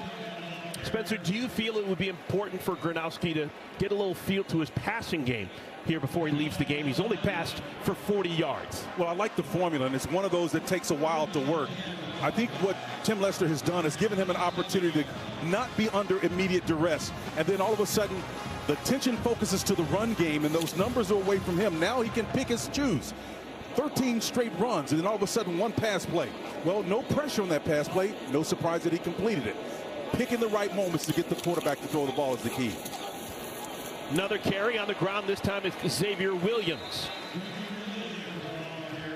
The rotation at left tackle continues for the Iowa Hawkeyes. We've seen Trevor Lauk and Jack Dotzler. Jack Dotzler's out there right now without a nameplate on his jersey. He's got a clean number 71. Well, here's a nice little Stretch play to the weak side of the field. You got a lot of guys. And if you can get this kind of yards on the weak side of the ball, listen, the full range of the playbook is open for your disposal right now. The big fella up front is ready to help out. He's going incognito without the name. No. I love it. He's playing for the number in front of the jersey, right? Not the name on the back. Good scoot in the hole by Xavier Williams. He's got a little wiggle there. And it's a 1st and 10 ball at the 45. A great block by Zach Orthworth, number 48. Watch him move across the formation. He's sitting there in an up position. Watch him come underneath and then kick out, search, and destroy. You don't have a shot to block him back there. That's Jarrett Harrell, the middle linebacker, gets pushed all the way. Jaden Harrell, the middle linebacker, gets pushed all the way back. No match. About 40 pounds, giving up a differential there. 2.5 remaining here in our third quarter. Washington spins out of the first tackle, can't get out of the next.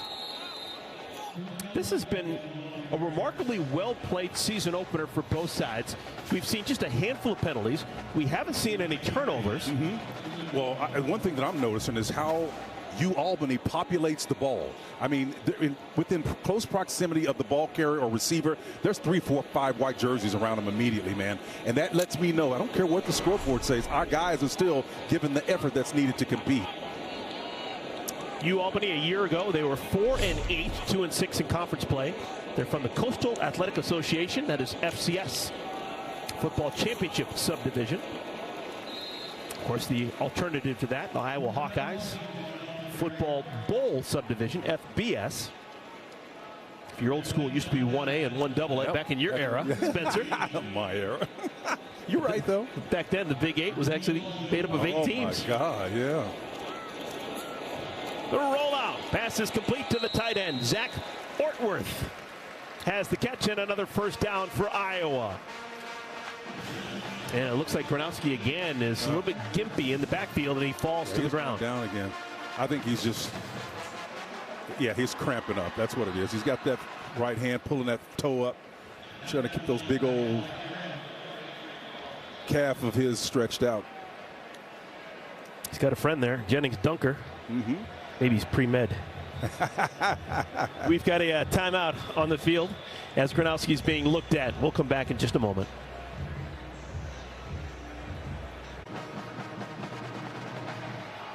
.111 remaining third quarter. Iowa's on offense, but they don't have their quarterback Mark Gronowski out there with him.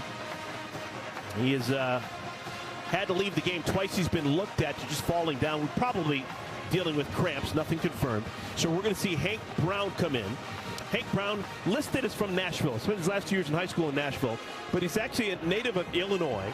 There have been some good quarterbacks to come out of his hometown. He is from Wheaton, Illinois. That is the same hometown as Hawkeye legend, the great right-hander, Chuck Long. But he comes over from Auburn, if I'm not mistaken. Yes, he's transferred from Auburn. Yep. But he is from the Big Ten footprint. He is a Chicago kid from Wheaton. Hands it off to Xavier Williams. Gronowski is leaving. Doesn't look like he's going to come back anytime soon. So a little bit more about Hank Brown. He played 2 years in high school in Nashville, where his high school coach was Trent Dilfer. Super Bowl winning quarterback Trent Dilfer. Well, I know that Hugh Freeze didn't want to let him go, but he did, and he recruited him hard. He's a really good talent. Just got caught in the numbers game. He looks the part. 6'4", 215. Inside handoff, Williams. It'll bring up third down, and that'll probably be the final play of our third quarter. It's really interesting. I mean, I guarantee this is probably the first time you can say this in the history of Iowa football. All 3 of their quarterbacks on the depth chart are transfers. Oh, my, you're right. They're not homegrown. Yes. They're all transfers. I mean, that's, of all the schools you would think would not have that as a stat, they do. So we have indeed made it to the fourth quarter. That's the end of Four the third fingers quarter. in the air here at Kinnick Stadium. It is a 24-7 lead. The Hawkeyes on top of the Great Danes.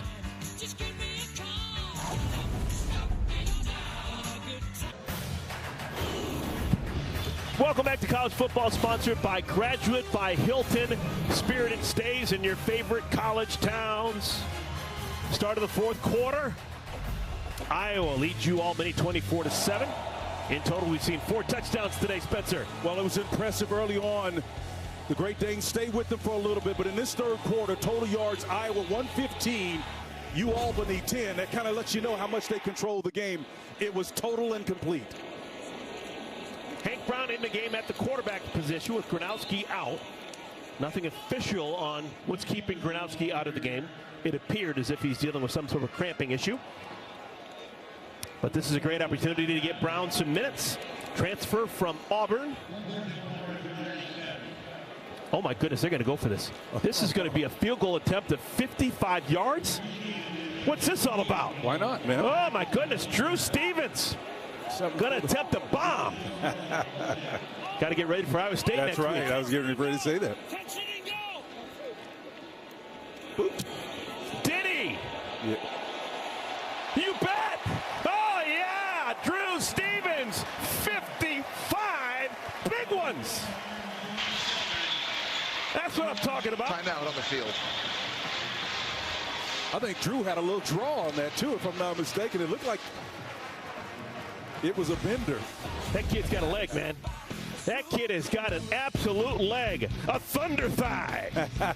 27-7 is our score.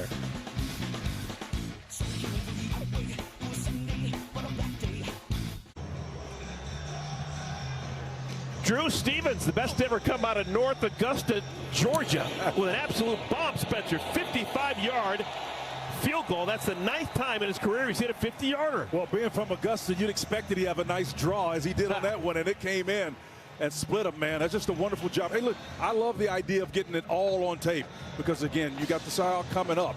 Those guys down the road need to understand that you'll take it in these situations. Just something else to think about. They're turning into what started a sluggish finish into a strong, sluggish beginning into a strong finish. Stevens kicks this one off, and that kick actually went exactly 55 yards, just like his field goal. Nice. Tripped up is LaSalle Rose. That's a heck of a special teams play. Shaheed Barros makes a tackle. Could have been a huge gainer for Rose, but denied by Barros. Yeah, watch number 5, Barrows, come down here and make this shoestring tackle. This is just great effort, man, on his part. Upfield, he knows the guy's got speed, but he says, you know what? I've got technique. Knows he's got a little army behind him. Nice job of sacrificing himself. All right, UAlbany. They're going to stay with Jack Shields as their quarterback. Why switch? He's actually been pretty darn good. Not much of anything here in the second half. 3 and outs each of the first 2 times they had it. But the first half, he was impressive. Underneath, catch made by Tavari Groves. Yeah, they're working Tavari on a shallow crossing route, and I'm not so sure it's going to get you a whole lot down this much. You know, it's going to open up some things, but unless you're going to take advantage of that wide side of the field, to me, I think it's a waste of your formation. Find a way to get the ball downfield and work this against this cover 2 scheme. To me, somehow in the middle of the field, you got to get the ball there. Second down and 7. They put the tight end, Stephen Mahar, in motion. And they run behind Mahar. Alex Dredge to the 25. UAlbany, next week they will be on the road against Delaware State, the Hornets. When conference season begins, they will play in the Coastal Athletic Association. A number of years ago, they changed the name. It used to be the Colonial Athletic Association, the CAA. Still is the CAA, but the C stands for something different these days. It is actually technically not a conference. It's actually an association. So a little difference between the Big Ten Conference and the Coastal Athletic Association. Third down. Just a 4-man rush. Oh, that could be a penalty. It is definitely got to be. Yep, it is. You can't do that in the middle of the field when everyone is watching. It's going to be a penalty on Jaden Harrell. Yeah, Jaden Harrell was all over the receiver on that particular play. And again, Alex was streaking down Pass the sideline. interference. Defense, number 41. 15-yard penalty. First down.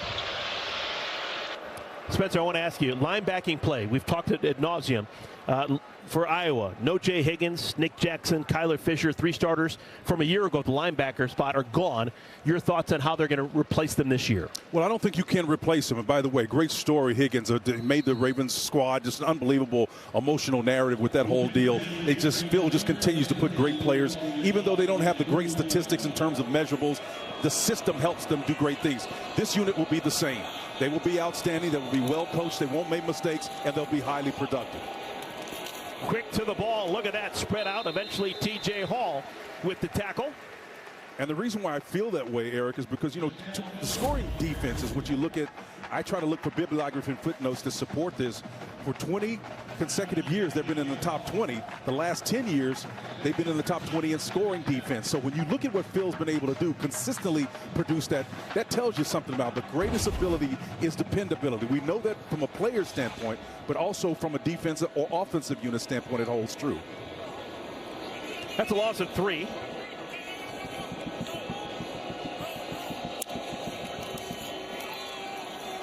Shields. That is a short gain. They pick up the 3 that they lost a moment ago. Caden Birdie with the catch. I'll tell you what, that was Ethan Burkhart, the right defensive end. They bend the corner about as well as anybody bends it, man. Those big guys, and when I'm talking about bending the corner, number 49, Ethan, he's the opposite side of that, but that's Shahar right there. But when you watch it, Ethan Burkhart, he will bend his knee. He's a big dude, man. He's about 65, 70 pounds at least. When he can get that kind of speed upfield and still be vertical and then bend, not very many people can block that. 3rd down. Shields goes down. Absolutely smoked. Ball comes loose late, but they're going to say he was down. It was Aaron Graves who got on the field is progress. Well, you just watch this 3-man front right here, and then watch number 95 get some help from his friend, his battery mate on the opposite side, and then Graves buries him in a grave on that play right there. Just a great effort play, converging from both sides of the line of scrimmage. Now, that's outstanding. Graves, 6 sacks a year ago, gets his first sack this year. First sack as a married man. He got married this summer. That? Yeah. He's getting after. I think that ball was touched. I think the ball was touched. The ball still gets out of there and will take a friendly bounce for UAlbany. I don't know how it got out of there, man. It didn't sound like a poop, but I don't know how that ball got between the wicket. Wow. We think this was touched. It still went 36 yards, but it looked to me like it was touched. Yep.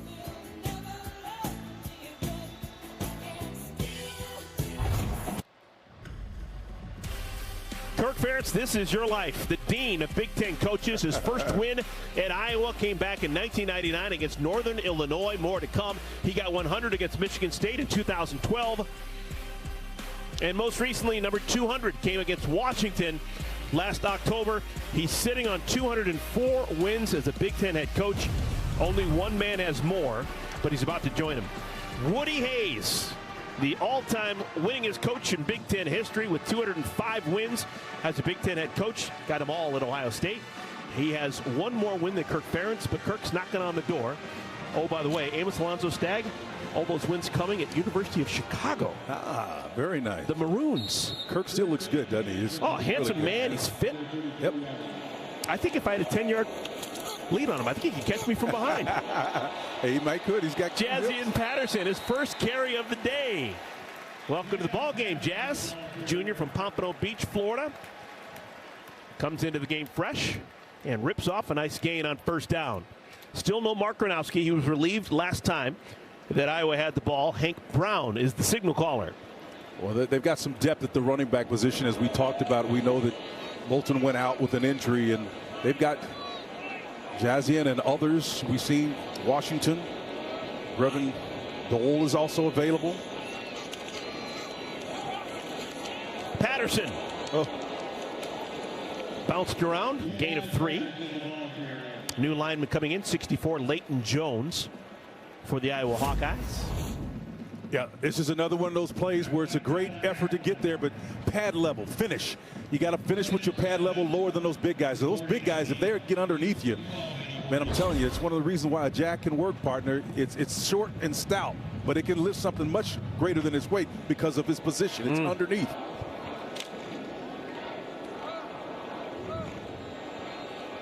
.925 remaining.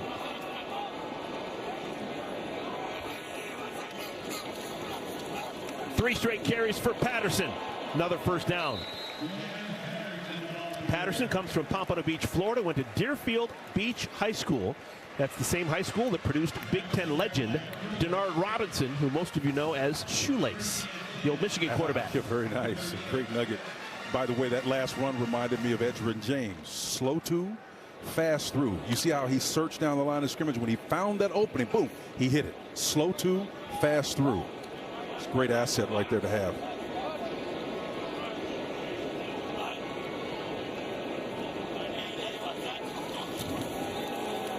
Brown wants to throw.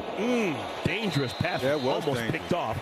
Somehow made its way to Seth Anderson, who's down to the 34-yard line. Well, there was pressure on a corner cat blitz from the far side of the field, but that really did it. He had a time, did Brown, to try to make a cross-field play, a long one. This is a big-time next-level throw right here. And he got it there, man. Hey, Nathan McNeil's going to get some burn. True freshman from Tampa, Florida, number 25. He's in the backfield next to Brown. Nathan McNeil. Hey, first collegiate touch for Nathan McNeil. And he's going to be close to the line to gain. Spencer, do you remember your first carry as a college back? I don't remember my first carry, but I do remember my first touchdown. I never will forget that. I was against Ohio State. What? Oklahoma and Ohio State was your first touchdown? Yep. Keith Jackson was calling the game. Saw my wife in the end zone and asked him who that was. Guy kept the football. I said, let's find out who that is over there. Here's the ball back. Oh, that's awesome. Was the game in Columbus or was it out in Norman? It was in Norman. It was in Norman. Yep. Playing on a big crowned field back in the day? Oh, man, you heard about that? Going downhill? It served us well, man. If you're on one of the sidelines back in the day against some of those teams like Nebraska and Oklahoma, if you're on one sideline, look at the other sideline, all you can see is basically the neck and head of everyone on the other side. I'd say the kneecaps. Sometimes it seemed that way, but the teams that didn't like it were the ones who were non-running teams, and which was rare. It was the Big Eight back then, right? So you look across the field, the passing teams didn't want it because it literally affected the trajectory of the ball. But for us, it's like running downhill, man. It's an advantage. Another carry for McNeil. Nothing there. He's actually thrown back for a loss. Thomas Joe Camara. He's had a nice day. And we've got an official down. Timeout on the field. I didn't see anybody run into him. Hope somebody ran into him. Pray on that. Timeout on the field. Okay, we've got a timeout on the field. 6:45 remaining in our game.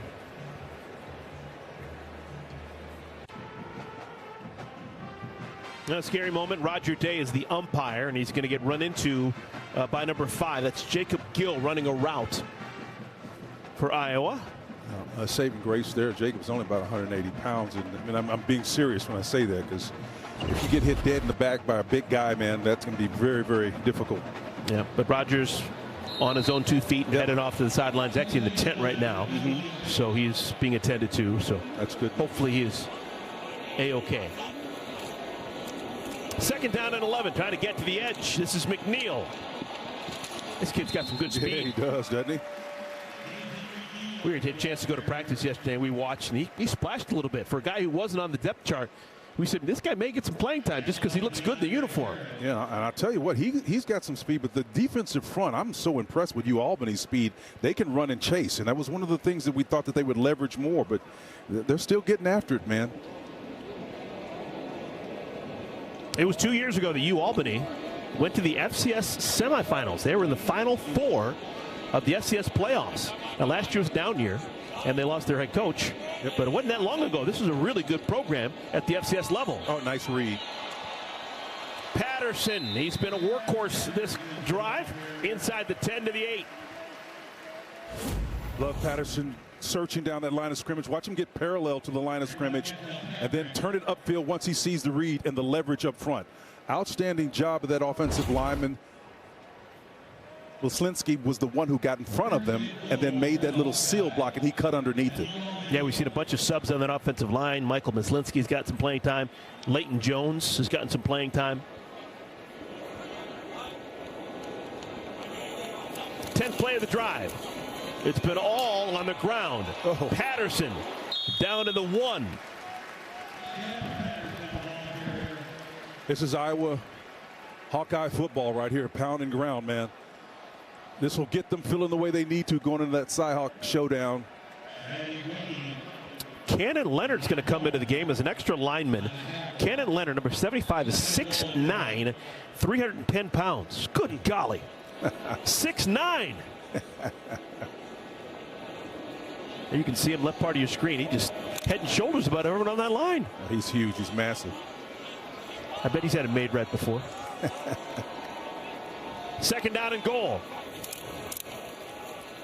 Patterson trying to move the pile. Did he? No signal. Nope, didn't get in. The field is short of the goal line. 3rd down. Opening day for the fans. They thought he went in. You got to wait for the signal, folks. But that was a nice watch. 75 Cannon Leonard, you just mentioned. Watch him turn out here on this little 9 technique. He just kind of turns him out. That's all you need to do. You don't need to bull him out, but he got kind of scooped from underneath, but he got a great position on the guy and widened it out to give the runner some place to go. I mean, usually when a guy is that tall, you worry about leverage working against him because he's, you know, he's high-pocketed. He's so tall, you can get underneath his pad level. High-pocketed. Yep. Flag is down. No signal. They rule it a touchdown. Touchdown, Iowa. There is a flag down. A little pushing and shoving going on. Offside. Defense lined up in the neutral zone. That penalty's declined. The result of the play, touchdown. So a touchdown drive engineered by Hank Brown. And the Hawkeyes continue to impress here in the 2nd half. Well, we know Mark Gronowski can run the ball, but what can Brown do for you? How about a little push? Yeah, that'll work.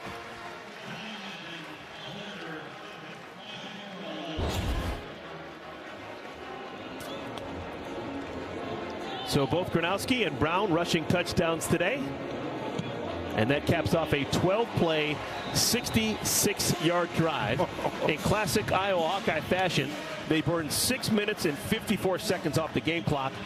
They had 12 plays, 11 of them were runs, just 1 pass. How about that, man? That's the script you follow right there. You do what you do well, and that builds confidence, man. That is the identity of Iowa. It will continue to be. If they can augment it occasionally with the pass, that's probably going to be the formula that they use. They are who they are, and until things change, they're going to stay with it.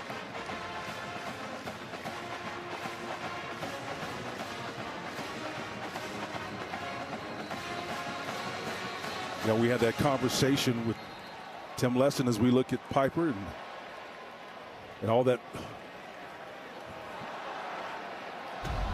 Oh, we're showing him for a reason. That's Cade Pieper, folks. Yeah, yeah. This is what he is known for off the football field. The Hale Bay Bale Championship. You got to throw, I think it's like a 50-pound bale of hay. And it's not high in the air. He got it 13 feet over that crossbar. That's incredible. Is that unbelievable? So he's won it 2 consecutive years now. Jennings Dunker did it the previous 2 years. What is it, like 55 pounds each one of those? 100? Don't you know how much a bale of hay 45 to 55 pounds. Yeah. A bale of hay. Wow. That's incredible. He didn't do a lot of that hay baling. And I stayed away from that farm in thing Tulsa, Oklahoma. And the wind was sweeping down the plains. I didn't fool around with that hay, though. I left that to the Cowboys. Another touchback as the ball makes it to the end zone. It has been total domination for the Hawkeyes here in the 2nd half. Next Saturday on Baseball Night in America, Jose Altuve and the Astros going to fight for the AL West crown against the Rangers, or the Giants take on the Cardinals, or it's Twins Royals. Check local listings for the game in your area. Next Saturday, 7 Eastern on Fox. Altuve. What a career for Jose Altuve. Wouldn't have made it as a football player. Nice short guy. But a heck of a baseball player. Total offense, second half. 180 yards for Iowa, 5 for UAlbany.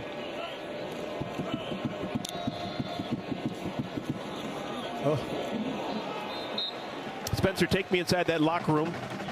Kirk Ferentz, win number 205 as Iowa Hawkeye head coach. What's going to be the first theme out of his mouth when he addresses his team? Resiliency. Guys, we came out here, we had a plan, wasn't quite sure what and how it was going to develop, but you rallied and became who we are today. I think it's early, but we found ourselves who we are. We're going to run the football. We're going to manufacture success. We're not going to make mistakes. We're going to play clean. That's our identity. If we do that, we're going to be satisfied with the results that we get. I think that's the central message there. Should any of the Iowa faithful be upset or worried about the fact that your graduate student quarterback, Gronowski, goes 8 for 15 and only 45 yards passing? I think that's a fair question. I think there's legitimate concern. If you believe, if you can get outside the conference, and again, remember, we're still in the Big Ten, so most of the people you're going to face, we saw it in the Ohio State, Texas game.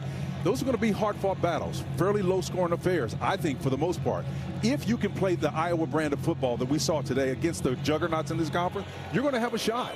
Again, those low-scoring affairs can be very dangerous positions to be in for teams that are highly ranked in particular.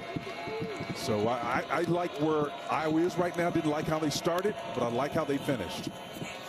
Shields thought about running, and that's just a bad idea. And Kenneth Merriweather makes the stop. Sophomore out of Detroit from famed King High School in Detroit.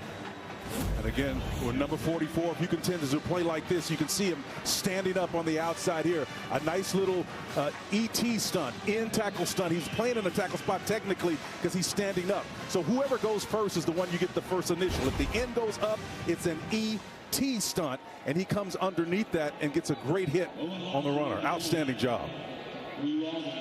You're in mid-season form, man. Coaching me up, man. TE stunt, ET stunt. That's right, man. Trying to phone home. That's the fourth 3-and-out forced by Iowa. Booming punt. Oh, my goodness. Inside the 5. Sam Phillips picks it up. Wide open field for Phillips. And Phillips still on his feet. Finally forced out of bounds at midfield. Yeah, I think that was, he didn't get a flag, but boy, I wouldn't be surprised if he did, because that was a nice job of running, but I think that collision kind of happened out of bounds on that white strip there. So just a real goofy play there as a massive punt is uncorked inside the 10-yard line and then returned to midfield by Sam Phillips. 34-7 is our score. We have made it to the 2-minute timeout.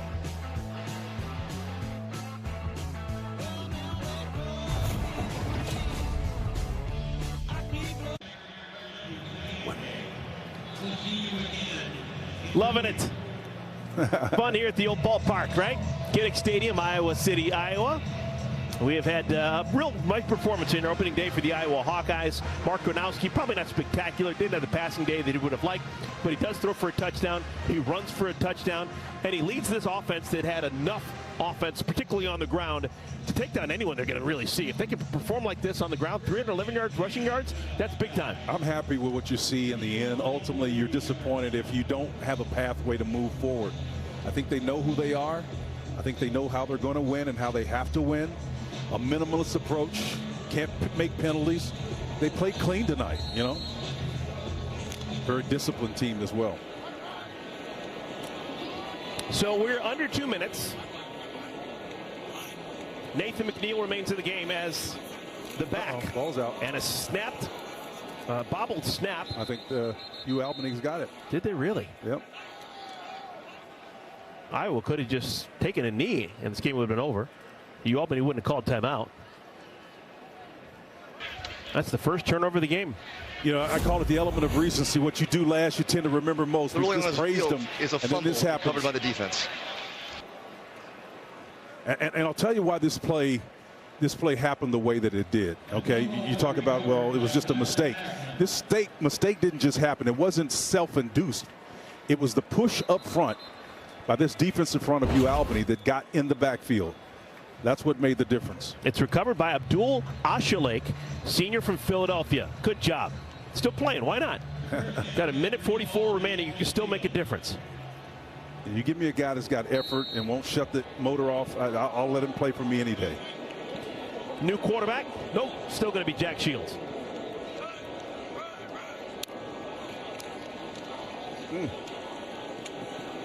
Jojo Uga.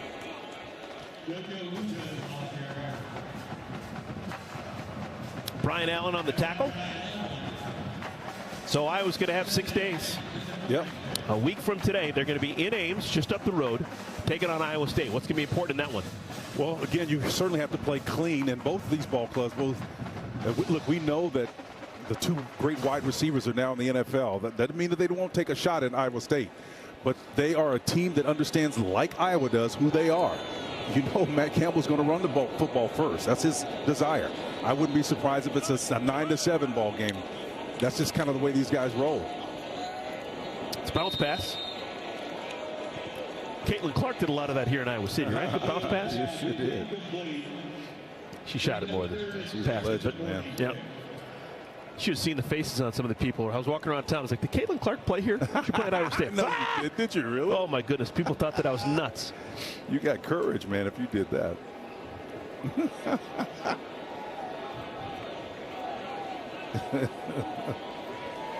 Incomplete pass stops the clock. Offsides. No flags. Nice hands catch made by the tight end Carter Moses. Moses from Michael Jordan's hometown of Wilmington, North Carolina. How about that? He's got a long way to go if he wants to be the best athlete to ever come from Wilmington, North Carolina. Yep. Hey, besides Iowa State, this may not look terribly daunting per se, but after that on the back end, they finished with some strong in-conference opponents. So I think this schedule could be arguably a top 15 in terms of strength, and it could buoy them well down the stretch. Seems like whenever Iowa can beat Iowa State, that bodes success for the Hawkeyes. When they stub their toe against their in-state rival, times are tough. There were 4 Hawkeye defenders surrounding the receiver. Well, that's because Shields didn't have a great opportunity to throw that ball on a solid platform, and again, the coverage was moving along with the receivers, so it just wasn't much of an opportunity. 18 seconds remaining. Both sides do have 3 timeouts, if that's something they're thinking about.